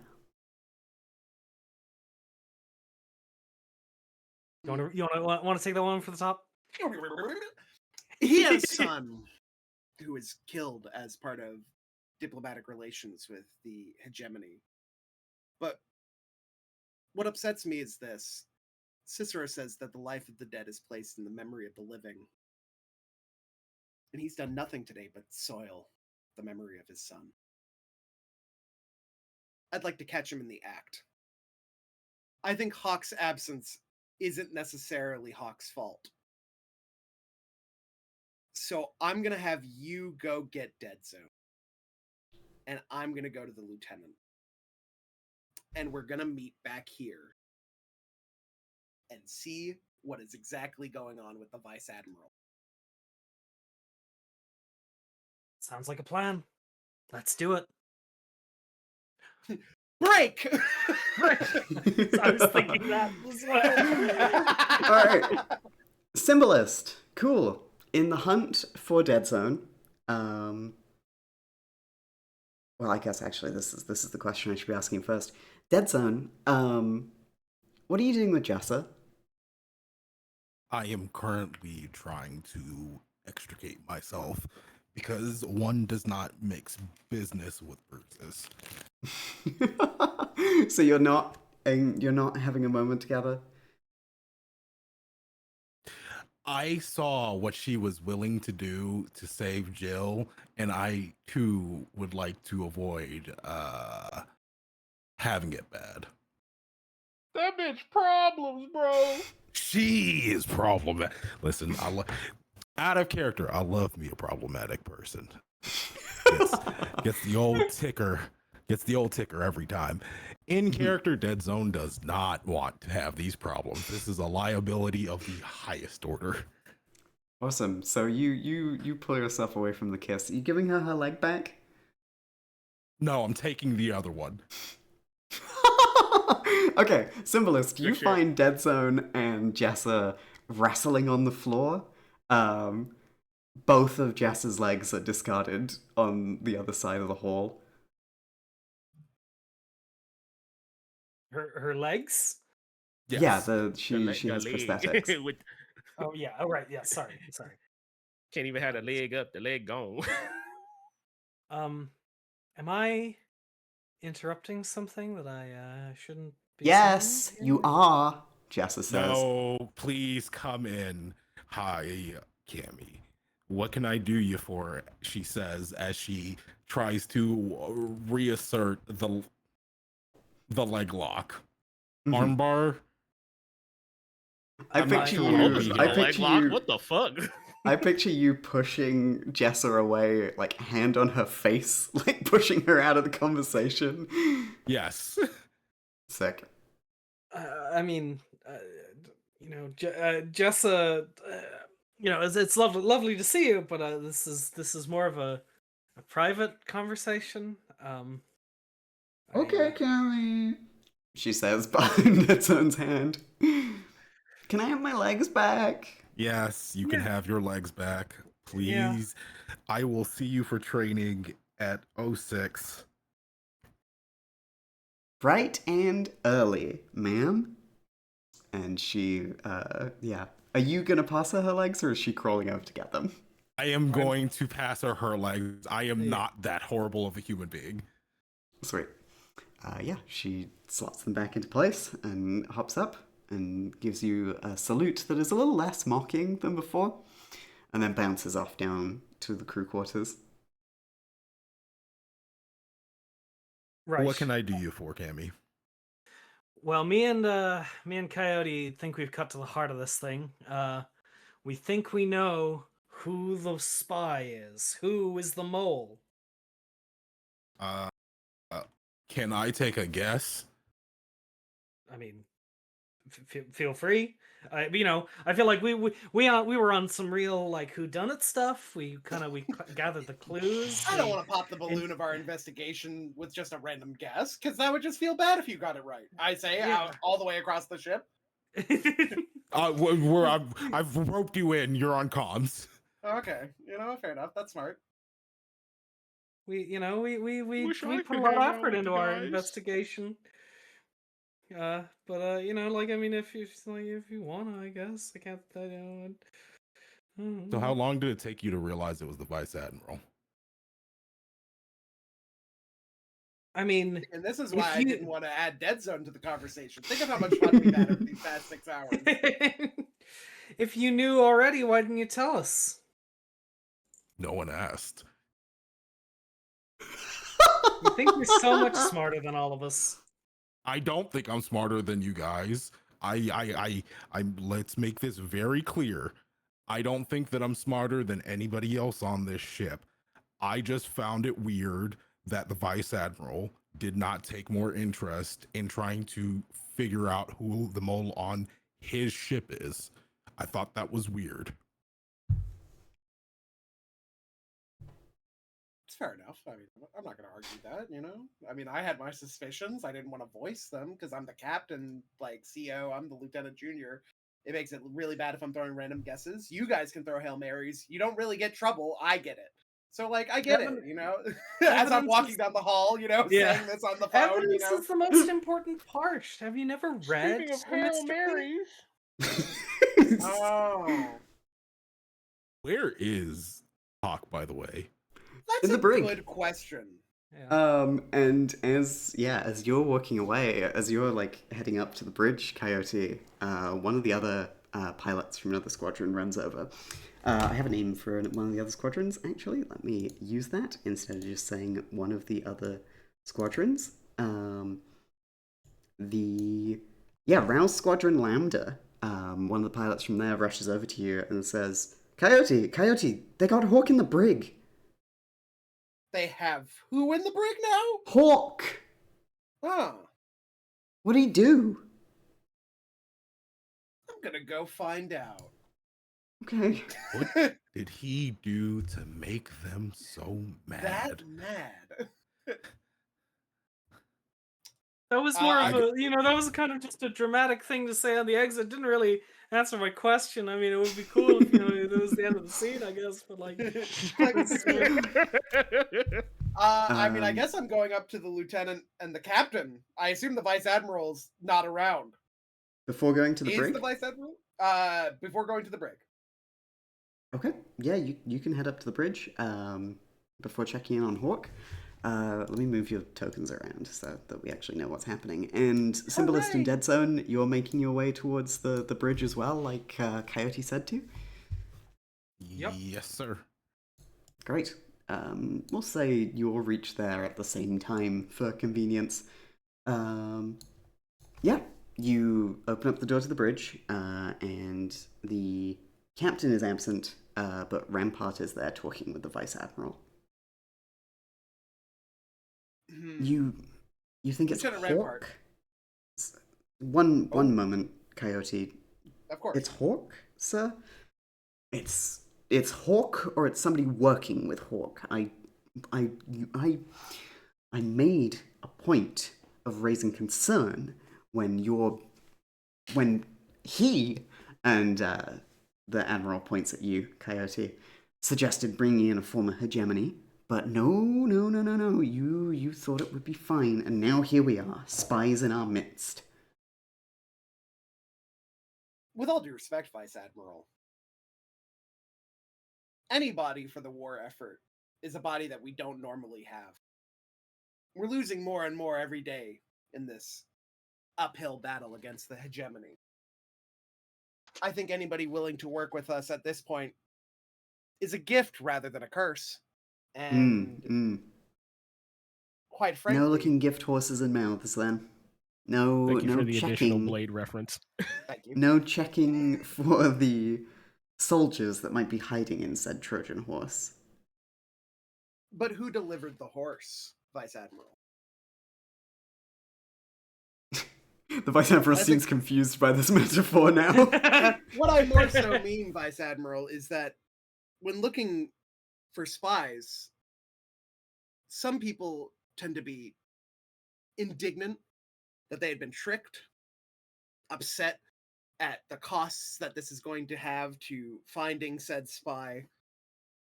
And normally, most people, when a spy is announced, bring up the fact that you couldn't imagine it being anybody you know. And yet, Admiral, Vice Admiral, I may say, you seem to know immediately that it's Hawk. Without even having left the bridge.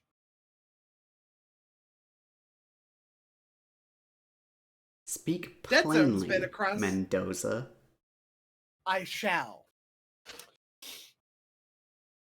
Dead Zone's been across the entire back of the ship from the crew quarters and the mess hall, all the way across to the gym and the simulators.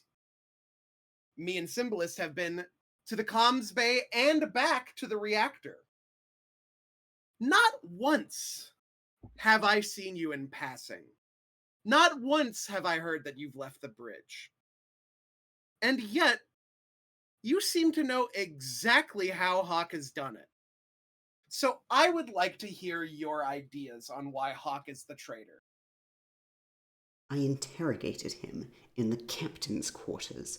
You are being insubordinate, Lieutenant Junior Grade, and if you want to keep that rank, you are going to take a step back. Do you think the hegemony asked for your son to take a step back before they shot him? Don't you fucking talk about him. Oh, why am I not allowed to talk about him? Does it shame you to know that your son died doing something honorable for the war effort? For trying to broker peace with savages? The Vice And for Admiral is you to be curling his fist. And for you to be working with said savages that killed your son? That didn't even give you the proper burial that he deserved? What part of you does that hurt? Is it the heart? The Is it the lieutenant mind? who is standing behind the Vice Admiral, Rampart, who is like looking at you over his shoulder, is like signaling for you to stop, to slow down. I see the signal, and all I'm going to say is, upon my investigation of the mole, Vice Admiral, there have been no communications outside of this ship through the comm bay. So it has to be someone with higher access. And upon researching who could have higher access. You popped up. And you've been here since before our first mission that went AWOL. On and off this ship. With nobody to track your whereabouts. With nobody to claim where you've gone and who you've been talking to. If you're going to throw Hawk into the same suspicious well, you're the bucket to hoist his water. You're out of line, Mendoza. And when the rebellion wins and we can have a military court, I'll face my day in it. With a smile on my face. But until then, there's a spy. Information is getting out that could harm the rebellion's effort at beating back the savagery of the hegemony. And to say that it's Hawk, when Hawk could have killed me quite easily on our first mission and had all of us die. And to throw that away, the trust that Hawk has put into me, I must be a fool. The Vice Admiral steps up to you, hangs there for a moment, their fists clenched, and says, I'm going to interrogate the prisoner. If you have any sort of evidence to back up these ridiculous, insubordinate claims, you can present it to the lieutenant. But if there is none, I'm taking your stripes. Before you continue with this, Vice Admiral, there's 3 things I want to bring up. 1, why do you think we didn't get Hawk ahead of time? 2, the evidence is in the reactor core and all the data that you've been asking the CT to run afoul to set up suspicions that somebody could be harming the ship already. The CT's already confessed to working for you. And 3, if you really thought I wasn't going to come in here and yell at you, why do you think the captain was told about this already? I flash back to telling the captain about this ahead of time. Oh! Holy shit! Damn. Damn! Excellent use of the flashback mechanic. Wow. Hell yeah. Yeah. Valen has gone down to the brig and is currently unlocking Hawk from custody. And this, after being asked these 3 questions, the Admiral goes, Rampart, properly discipline this man. I have a prisoner to interrogate and I will not stand here and be slandered. And they stride off the bridge.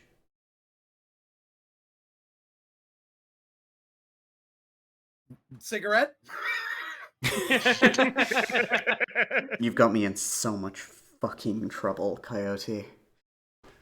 Yeah. Happens to the best of us, Rampart.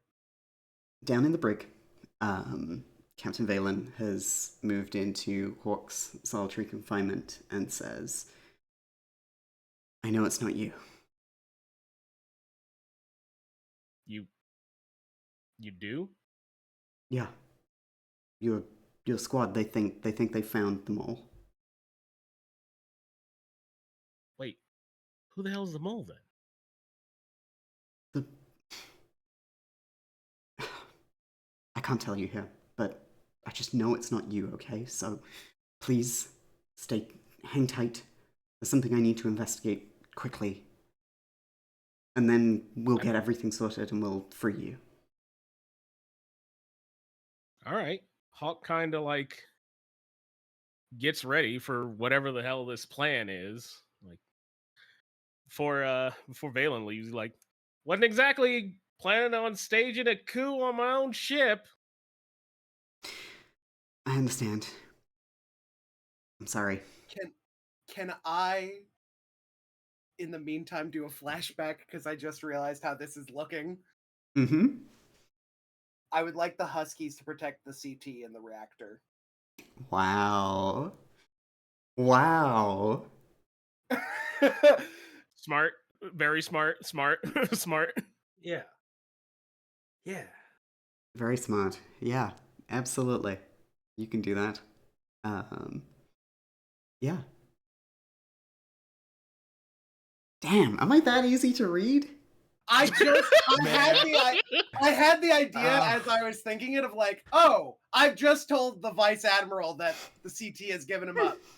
If the CT dies, there is no evidence. There's literally no evidence. Yeah, I was just sorry. I didn't want to say it because I'm like, well, I can't do anything. I wanted to be proactive for once. My bad, everybody. No, you're good. I there was a- had my entire investigation thrown away with it was the vice admiral, wasn't it? So I had to just get ahead of the horse a little bit here. The carriage ahead of the horse. I had to just go, do my thing. I was originally going to take charge of the hunt for the mole, and then Bluto was like, "No, I've got it." I'm like, "Okay, I know it's the vice admiral. Like he smells stinky." And then after that, I don't want to cut into your DMing, but sometimes you gotta let people walk around do laps around the pool. See, I'm don't too know what focused that on means. saying. Sometimes Look. I'm just really focused on making a good paragraph of like a dialogue with the main villain. You're very good at to it. let his plans just, come to fruition. Mm-hmm. Cool. Yeah, no, the vice admiral is very clearly it's a fucking 24 Jack Bauer ass character. Like, hey, buddy, who are you? I suppose I should feel complimented on that. Yeah, all right. I presume you're telling Rampart everything? Yeah, and I'm even gonna say, if the vice admiral's going down to Hawk, and the Huskies see him in the core, there's all the proof that you need. Great. Wonderful. Here's where Ember immediately goes, yeah, so the vice admiral went to the mech hangar and is now in a mech. He's just leaving. He's Yeah. piecing the fuck out. He heard Hawk's suggestion of why wouldn't I just get in a mech and blow this ship apart? Literally. You get a message from the Huskies that the Vice Admiral has indeed tried to reach the Star Drive core. Lieutenant Rampart, may I have my stripes back? Oh. This is gonna be the death of all of us, but yeah, I'm with you, Coyote. Hey, I didn't want it to be the Vice Admiral. I went on the entire investigation. Yeah. I just don't understand why.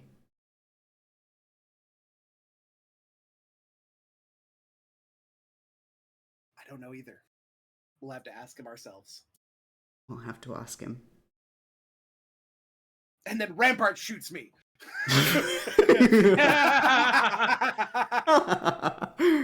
Too trusting, motherfucker. I shared my cigarettes with you. Now I'm taking the whole pack. Let's say everybody convenes down in the area outside the Star Drive core, which we can call main engineering, because that makes sense. Let me mark it on the map here. If you're listening to this on the podcast, you will not see the wonderful map that we are using on the stream. So you should check that out at twitch.tv/broadcast. Yeah, please consider watching the stream live. You're not going to be behind. Fun thing to say to people to encourage them to listen.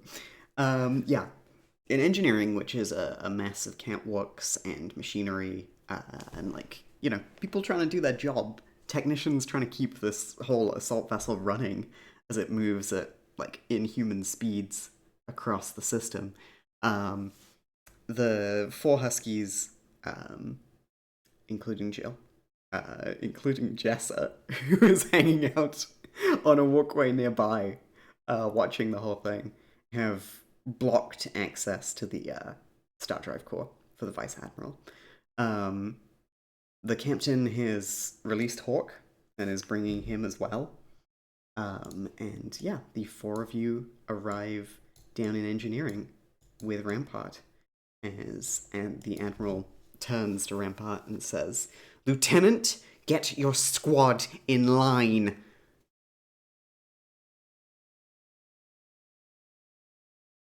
Admiral. Anybody?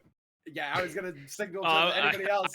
Like I I was gonna, Oh, I you was let, gonna like- be a dick. Sorry. And just There'll be an opportunity to be a dick in a moment.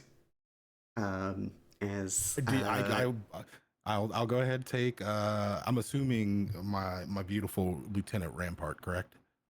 Yep. Hold on.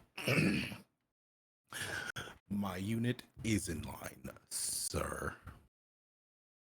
Question: what are you doing down here? I thought you were going to interrogate Hawk.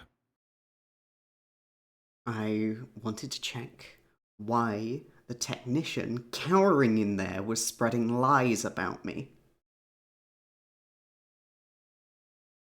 And it took the vice admiral of the entire ship to walk all the way down to our engine system to check personally, instead of sending anyone else, any person on the bridge, to have them show up where everybody else was. No, you had to attend here by yourself. Strange, is it not? I don't know what you're getting at, Lieutenant, but I do not appreciate it. There are many things you have not appreciated today. The fact that the Rows that are on the ship have been loyal since day one. The fact that the man that you believe to be a traitor left the hegemony on his own, even at my own insistence that he was going to be a problem. But I haven't heard you say anything about that. It's almost like you're pointing fingers. Why are you down here, Vice Admiral? I don't have to explain myself to you, Lieutenant. I do believe you do. Remember, we have a mole on deck. That should be your main priority, not chasing after shadows. If anything, you should have had her brought up for interrogation. And yet, instead, you lied to not only my face, but to Coyote, or excuse me, to Lieutenant Junior Mendoza. Hi. There's a lot of whispering from the technicians around you of the idea that there's a mole on board. Yeah, this is fully out in the open now. So I will ask you one last time, Vice Admiral, what are you doing down at the ship's core attempting to interrogate someone who has implicated you? I was going to find out the truth. I was going to get the honest answer out of them. Out of this Valome, or technician, who I can see in there! And you hear a whimper from behind the reinforced doors. Now, Vice Admiral, I never said it was Valor.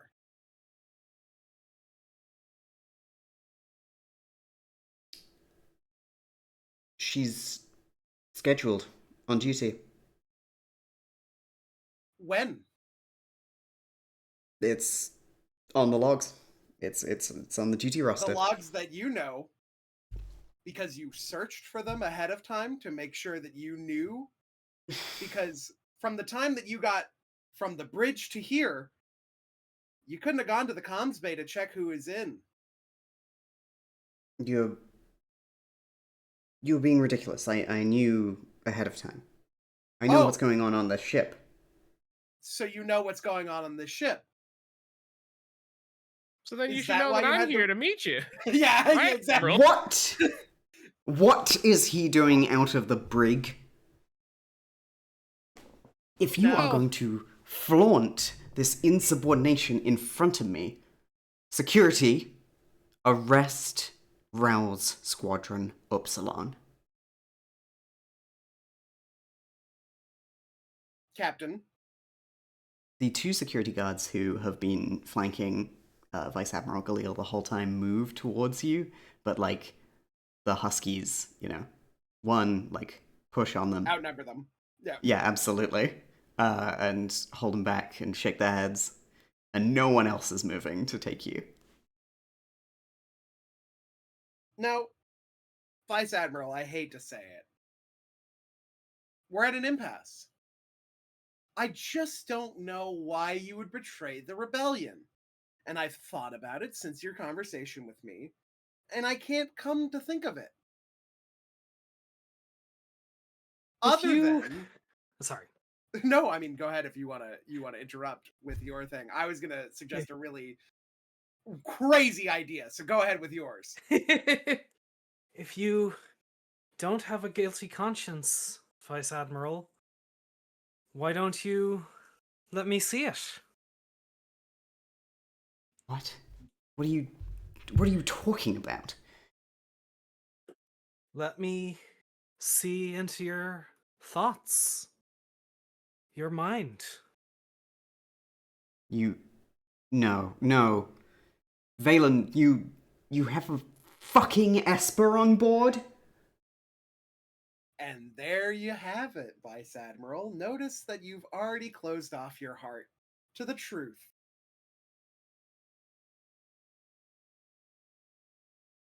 So what's it going to be?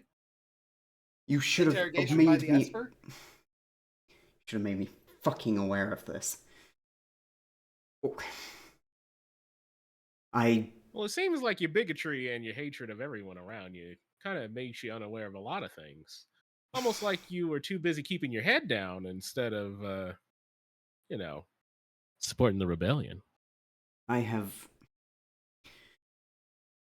He puffs his chest out. He stands up straight.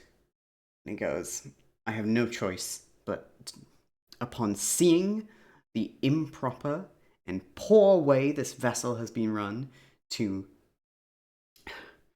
I need all command staff to tender their resignation, to hand in their ranks, and they will be reassigned.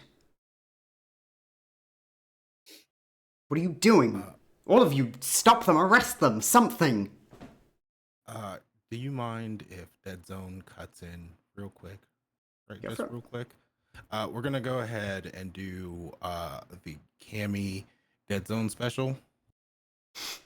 You guys don't have a clever name for it. You have to come up with a clever name right now, starting Oh. now. What's the move? Yeah, what's the move? I want to hear the move.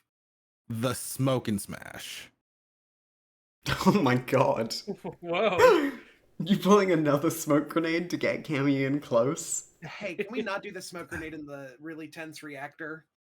Yeah, that seems like a poor. We're The Sounds like a core- bad idea. Yeah, the core's behind reinforced doors. You're in engineering. Yeah. Though. Yeah, Okay. we're definitely not in the core.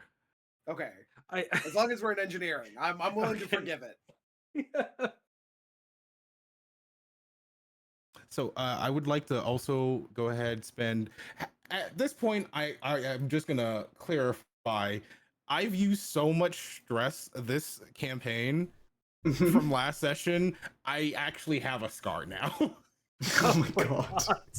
I am at a full 10 stress. I So I I think can it makes- flashback. I think it Mhm. makes more sense for me to punch out the Admiral. Yeah, I think, Oh, that's fine. yeah. I think We- I think Dick should take the punch. Also, we can have you do some cutting loose in downtime to Yeah. keep from getting yourself a scar, because I'm not quite sure if stress is applied during this downtime, because we've kind of made it into a proper session, but yeah. We're having fun. So we're having fun. So you doing a smoke grenade and Hawk's charging in, or is Hawk just pushing through I'm and fucking decking him? body checking him against the fucking wall Mhm. like a hockey player. Yeah. Straight to the jaw too. Yeah, the Huskies restrain the security who stop you and the other technicians and people gathered in engineering because there is quite a crowd behind you now. Move aside to let you through, and you deck them. Oh yeah, I'm duffing him square in the mouth. It's great. Great. It's great. Yeah, it's a clean hit, and they crumple, and on the floor, on their knees, grasping at their chin, they whimper out. It's... None of you understand. Why don't you elucidate us then? Fuck Please you. explain. Fuck you. Just go ahead and arrest me.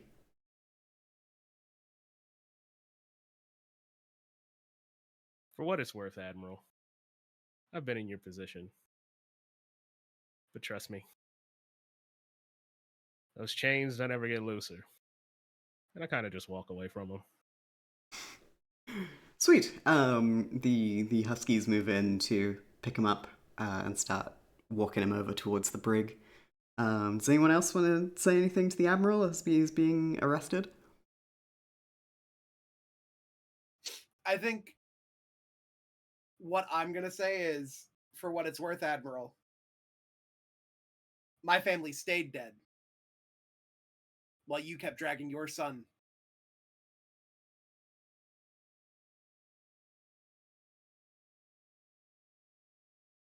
The Admiral turns to you and spits blood into your face as they're passing and goes, "My son's alive. I'm doing this all for him." I want you to know this when I was stopped by fucking Kian. I was going to say, they're blackmailing your son, aren't they? I swear to you that I was going to say that. I promise you. I wish I wrote it to somebody. Oh my god. Ah, yes. I trust you. You've been on my ass this whole session. You've seen it. It's like, that's why I was like, oh man, the hegemony loves to blackmail people. Your son was a deserter, is what I was going to say. He wasn't on the ship that blew up when they sent delegation. Oh, oh. All right, I'm good. I'm going to mute. I'm actually just going to go through my throws really quick. Bouncing off the walls now. I can't believe you killed him. Awesome. Ah! That's how you know you got him. Oh yeah. Yeah, so the Vice Admiral is sent to the brig. And that's probably a good place to end the session.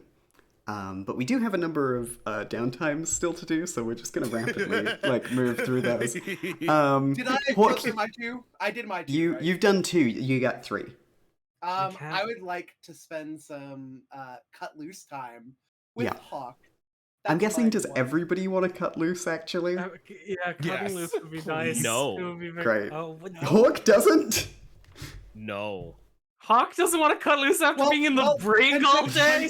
Consider that me taking Hawk, he gets to recover stress from me taking him. Yeah. So, I didn't incur any extra stress. Yeah, you're I know, actually but, fine. I want to cut loose with you because, we haven't been together this entire trip, Boys night. And you know what? I hate to do it. Hawk's gonna just be like, you know what? Love it, JG, but I really got something I need to handle. And he just breaks off and he goes right back to the training sims to just be alone. Okay. Damn. You know what? Fair enough. Are you doing? Are you using all three of your downtime I'm using actions on all training? three in the sims, Wow. and I'm going to double this up with a narrative reason. Sick. Yeah. You want to give it to us? Essentially, the first time was, hey, I really felt guilty while we were out there. My whole fucking undisclosed name type, is literally built around providing long range cover fire and bombardment. And I'm not good at that. I'm too in your face. I'm too all of this. I need to not be on the front lines. Being schmoozing in person outside on foot, that's what I'm good at. But when I'm in the Hail Berry, I need to stay on the back burner. I need to stay in the back lines. That's The what I anchor. want to do. But I can't do that. So I had a guilt I wanted to get rid of. I wanted to work through. But now I'm seeing even more reason what my past, what my history is essentially costing me. The horrible things it's doing to the people I thought I was going to start calling friends. And the whole time that I was in lockup, none of them came to see me. So that's the first one I'm going to work through. And the whole time I was in the brig, none of them came to let me out. And that kind of feeds into that same kind of little niggle in the back of your head of like, they don't actually care about you. Oh no. Hell yeah. Okay, so you're using all 3 of your downtime actions on training. On training to get even better about providing Okay. cover fire.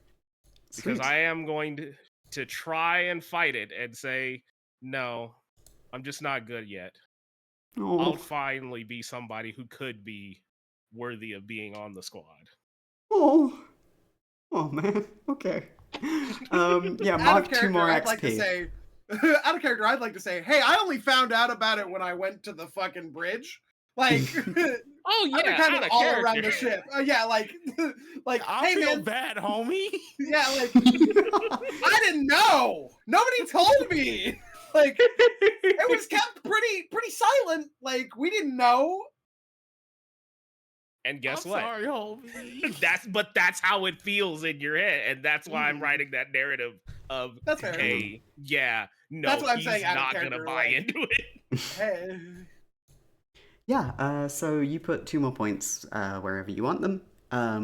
The rest of you want to cut loose with each other? The 3 of you? I'm gonna schmooze.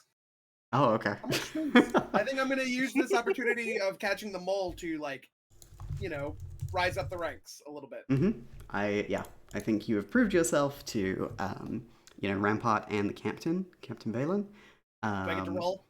You roll a fortune roll using an appropriate action. So That's not what I was reading. It says, oh, it does, yes, with an appropriate action. Okay. I'm gonna use command, I guess. okay, yeah. So 1d6? Do you just have 1 point in command? No, I have 2. Then 2. Oh, hooray! Watch this. Hold on. Command. Roll. Yeah. There you go. Yeah, that's a 6 plus 3 trust with the faction. Nice. How Yeah, close are I'm we just gonna away? say. We're 2 away from what I remember, right? From the This faction getting- is. Yeah, let me have a look at your sheet. I don't even remember. Yeah, you're 4 away right now. So with those extra 3, you got 1 left. 1 left. That's pretty yep. good. Yeah, but I'm gonna say, for the sake of time, you have impressed you've impressed Rampart and Valen, and we don't need to play out a scene where you're actually schmoozing with them. It's probably just sharing a It's probably just sharing a cigarette on the bridge. Honestly, like, we're all smokers. Yeah. Taking a Look, fucking You know, break. The captain loves menthols. some silence after today maybe is the greatest gift you can give them.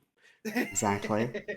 Dude, smoking in the bridge just quietly is such a vibe. Yeah. It's one of the only places on board the ship with like a window, so you It's just get to look at the stars. Yeah, cool. Dead Zone and Symbolist, you want to cut loose? I'll cut loose. If you cut I loose with would me, like- I will accept it.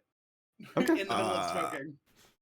I will not only need to cut loose, but I will also need to use some of that free healing. Well- Those will be 2 different actions. Okay, right, yeah. I'm trying to get Recover. rid of harm. Yeah, recover. Yes, because of the fight with Jessa. Right. Yeah. Okay. Right. Okay. So yeah, so you are gonna come with them for the cut loose, Coyote? Well, they have to invite one person, right? Each of them has to invite one person.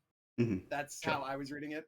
Mhm. So whoever wants to invite Lieutenant Junior to your cut loose, just know it will affect how I feel about you. You know what? What could go wrong? I'll invite the Lieutenant Junior. Yay! Yay!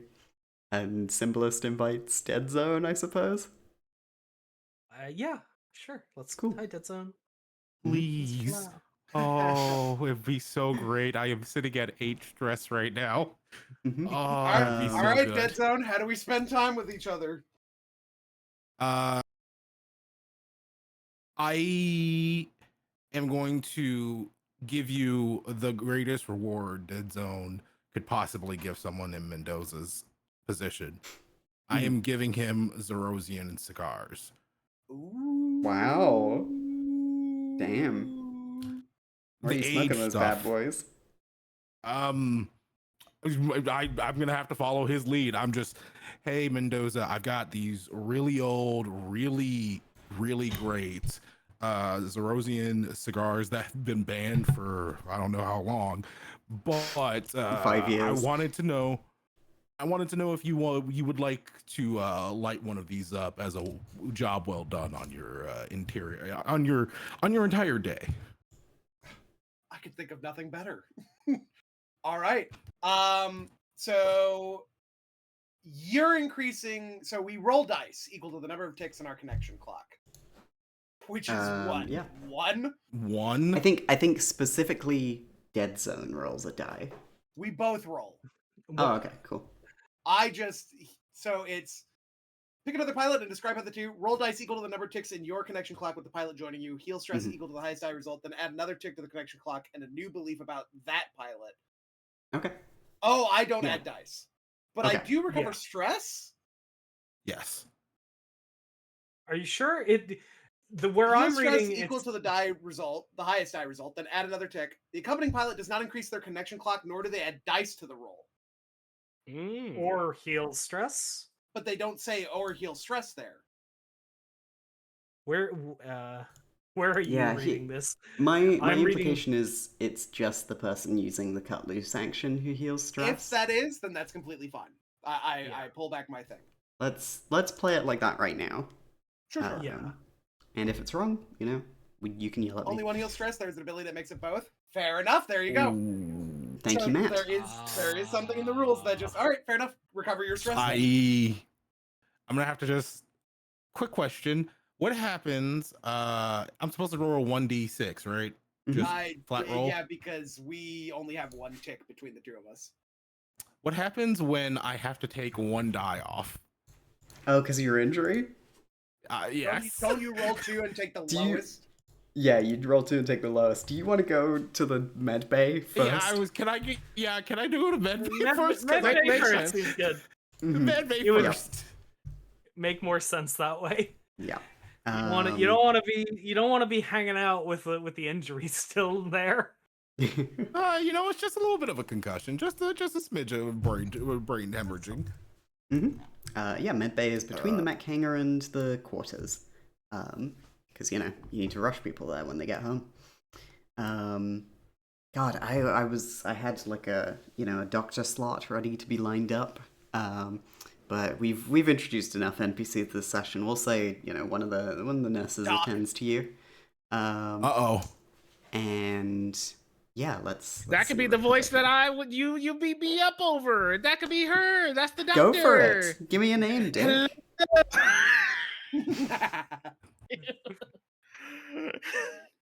Hey. The ladies are all over Dead Zone today. Hey, have we looked at the recovery? The recovery down. Woo! Have we actually looked at how recovery works? Yeah, it's a long project. Well, so you heal. You do heal. Yeah. Right. I do heal. Because your healer rolls. So whoever, I guess you just roll for yourself. Then the patient removes any level 1 harm and then marks segments on their healing clock. Mhm. So you do remove your level 1 harm just straight up. Yeah. But the problem is the thing taking the dice is a level 2. Yeah, so you need to get 4 segments here, so the NPC would need to crit. So right now they're rolling 1 die because they're quality level 1. But if you want to spend 1 personnel, you can get another die. I am spending the personnel, please. I need Great. so much help right now. Okay, so then How much personnel do we have left? no personnel for supply points. Yeah. Well, no. Okay. No, you burned it. Remember Well, earlier? Yeah, I was gonna say I burned it, didn't I? Oh, Success! 3 segments in your Yeah. healing block, and you get rid of your level 1 harm. So, yeah, you're gonna go cut loose with 2 dice and taking the lowest. okay.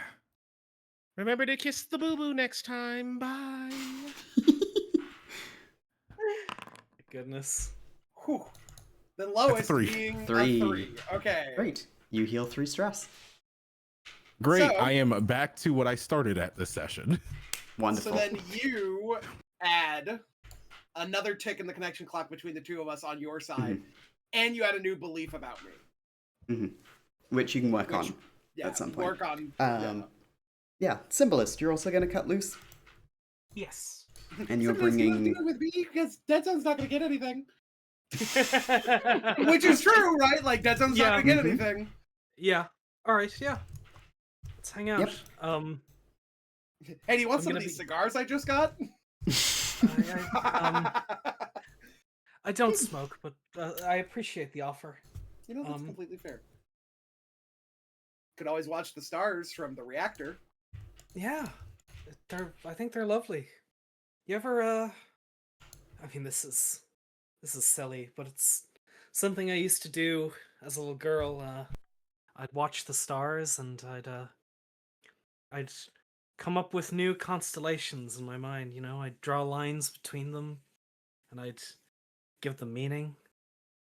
Never, you know, it's a flight of fancy, obviously, but it relaxes me sometimes, you know? Just coming up with something new in the world. Even if it is just for you and no one else. What lies behind us and what lies before us are tiny matters compared to what lies within us. I think that is an admirable thing that you can do. Admirable. I can't talk. It's hard to eat. I'm having a stroke. All right. I roll a d6. Yeah. How much? I don't think the- I'm going to spend personnel, but I just want or material. Roll dice equal to the number of ticks in your connection clock. So 1. One again. now. Yeah. Yeah. Until we, everybody's gonna want to yeah. start coming to me again. Yeah. I'm gonna have so many connections. That's my guy right there. 3's not bad. 3's not bad. 3. I think 3. Great. Cool. So, Coyote and Dead Zone still have one more downtime they can do. Oh, okay. Wait, no, hang on. Coyote did I a was gonna second say- long-term project. Yeah, I did schmooze. No, I did schmooze. You did 2 long-term I projects did and a long-term schmooze. project. Yeah. Finish the long-term project, Yep. and then schmooze. Yep. Yeah. Yep. So only Dead Zone has one more thing. What would you like to do as your final downtime, Dead Cut Zone? loose again, Dead Zone. Bah. Somebody else.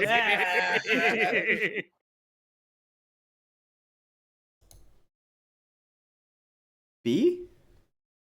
B? Did you say you? Oh yeah. Quick, be right back from B. What's up, Okay. Visa? Well then, we will sort this So out. then let's, what is your new belief about me, All right. Symbolist? Sorry about that. Oh, Hold here your we go. fucking horses. You're doing our last downtime of the session, B. Can I go ahead and enhance my machine? Ooh, yeah, go for it. Add 1 mark to the vehicle enhance track. Great. Easy. Done. Oh, yeah. Well done, Nice. everybody.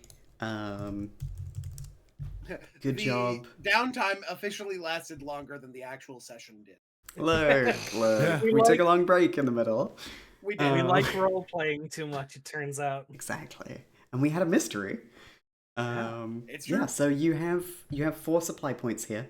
This is the maximum you can keep on hand. Um, you Yeah, so you get to keep the 4 supply points, I believe. And we can turn them into personal and material when we need to next time. Yeah, good session, everybody. That was a lot of fun. You have the Vice Admiral in the brig. You've strengthened your bonds on board the ship. And as a side objective, things seem to be calming down with Jessa. I don't know Maybe? about that. Yeah. I just wanted to be known that the Lieutenant Junior just threw his hands up and didn't even make a comment. Like, sometimes you just gotta let that shit rock. Let's do our epilogue that we do at the end of every session and go around and say something that somebody else did that you really liked. I really liked Hawk training by themselves, you know. That was so sad. I did It's so like that. sad. That was really sad. What you the know? heck?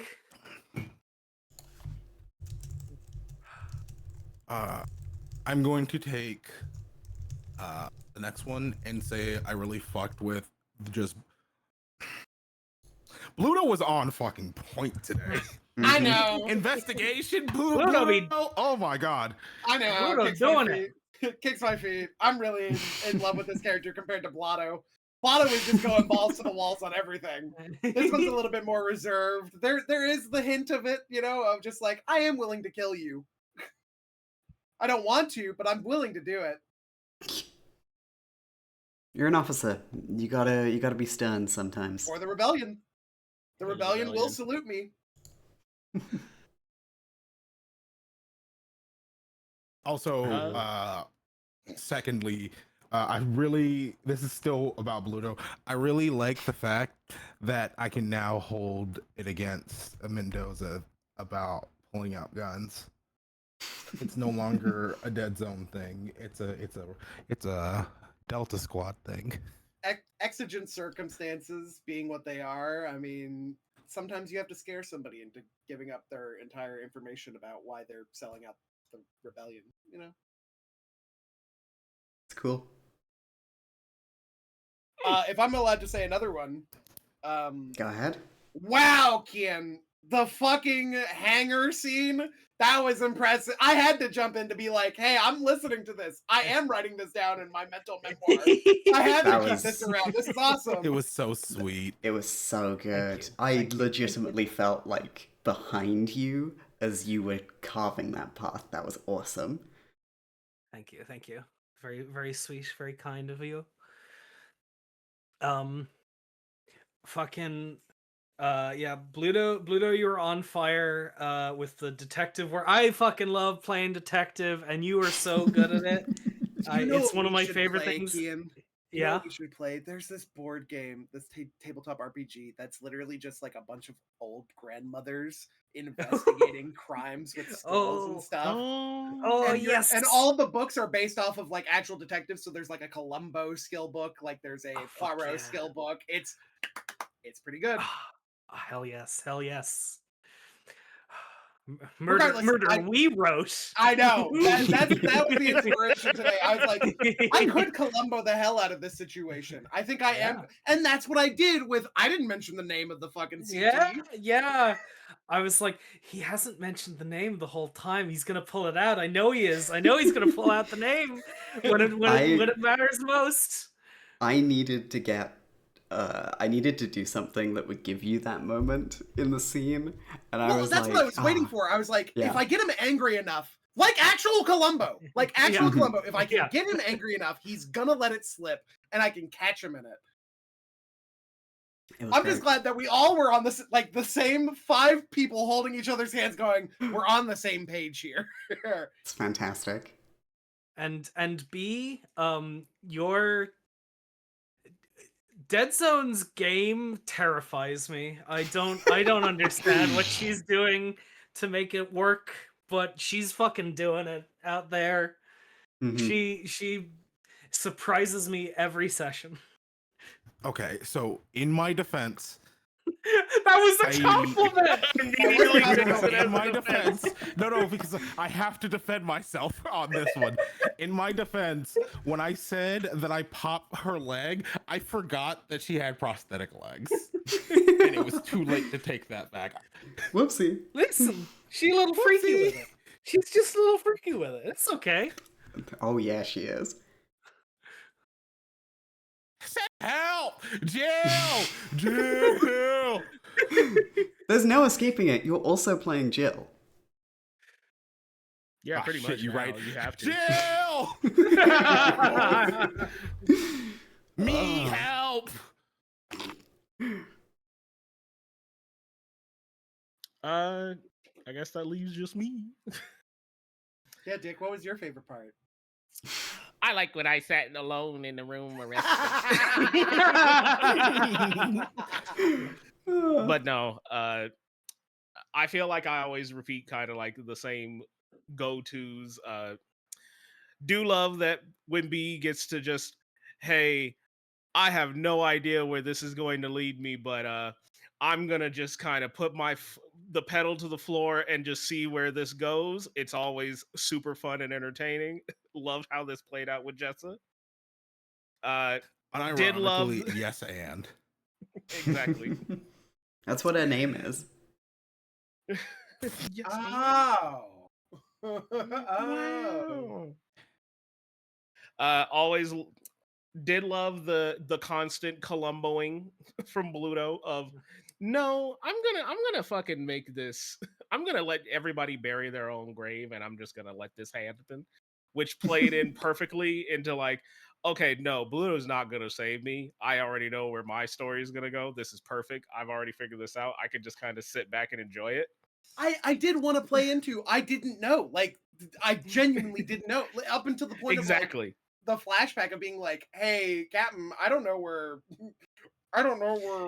Hawk is. Can you go get Hawk?" Like, that's Yes. all I knew at that point. Like, And that's why I was like, okay, no, he's mentioned it twice now of, hey, what happened to Hawk? And that gave me the go ahead of, yeah, no, this is the narrative I'm sticking with. I'm not gonna change this one. but I This is where also I need wanted be. to give you the out of I threw suspicion on everybody. I was like, I don't know what the Yeah. fuck Dead Zone's doing. I don't know what the fuck you're doing, Symbolist.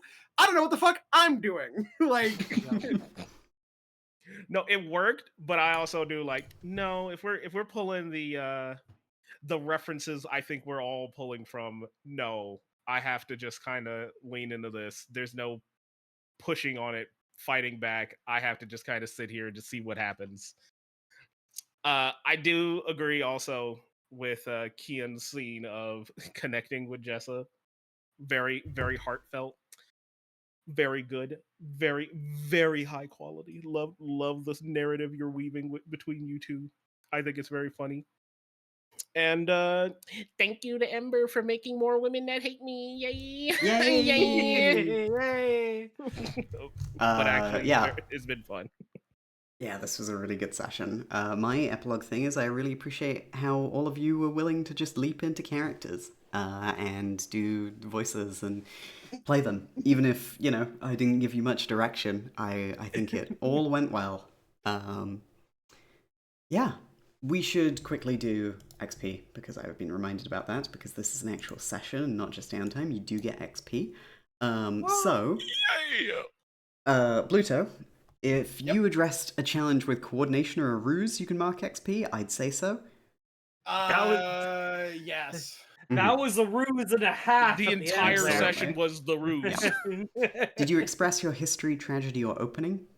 I would want to say yes at the very end with like, yeah, my Yep. family's dead too, but you don't see me using that as I liked like that, yes. Yeah. Yeah. And remember, you can put your XP in your playbook XP or in an attribute. I am putting it all in this playbook. Don't worry. Great, cool. Including, say, the next one. You struggled because of your beliefs, scars, or quirks? I think, genuinely, like, of my belief in the rebellion, I think that was such a hard thing to be like, oh, it's the Vice Admiral.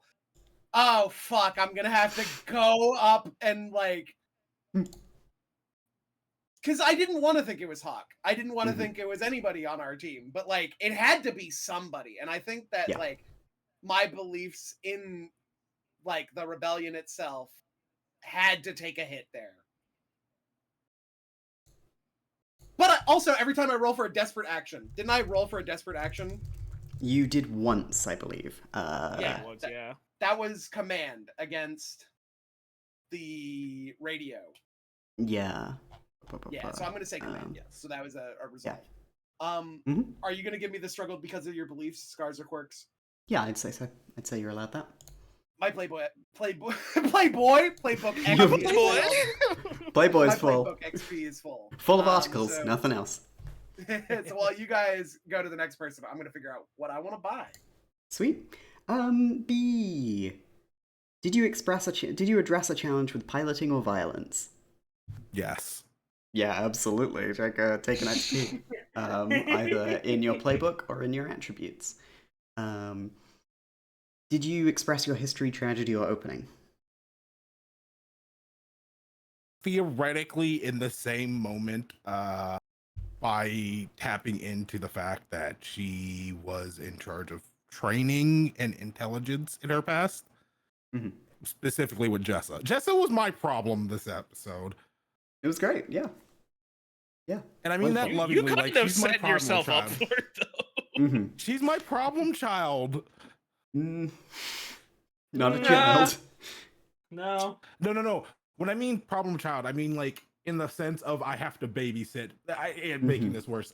What's the next thing I gotta go? Did you struggle because of your beliefs, scars, or quirks? I don't think I did, and I will need to talk to you about that. Cool.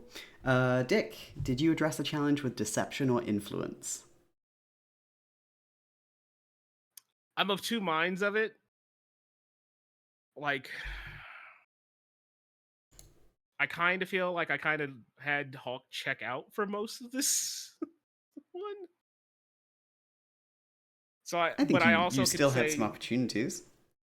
Yeah, like that's why I'm like, I feel like the other one is like, yeah, I did have a couple ones where like, hey, I could have used it during the first getting sent to the brig, or could have used it when getting pressured and at first I'm interrogated by the vice admiral. Yeah. I don't know if you want to count that. I'm gonna say maybe not expressing addressing a challenge through deception or influence, but I am gonna say you get 2 XP for expressing your history, tragedy, or opening. That was all you did this session. Yeah, that was essentially all I did. And so yeah, 2 XP for that, and then you struggled because of your beliefs, scars, or quirks.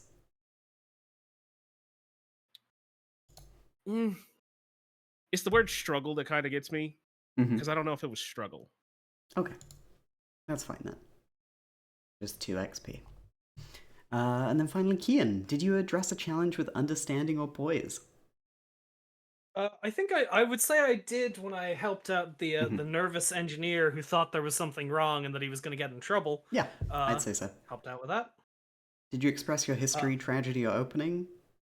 I would say I did quite a bit this session. Yeah, absolutely. You can take 2 XP for that in your playbook or an attribute. Okay. And did you struggle because of your beliefs, scars, or quirks? I wasn't comfortable with with how the interrogation of Terra Valome went, but I don't know if I'd say I struggled. I didn't struggle to do anything. I just kind of stood by and watched it happen. Okay. Cool. That's XP. Actually, yeah. Squad XP, we did not, what is it? We get XP when we executed a successful battle, delivery, or reconnaissance operation, or defeated or escaped the hunter. Don't think so.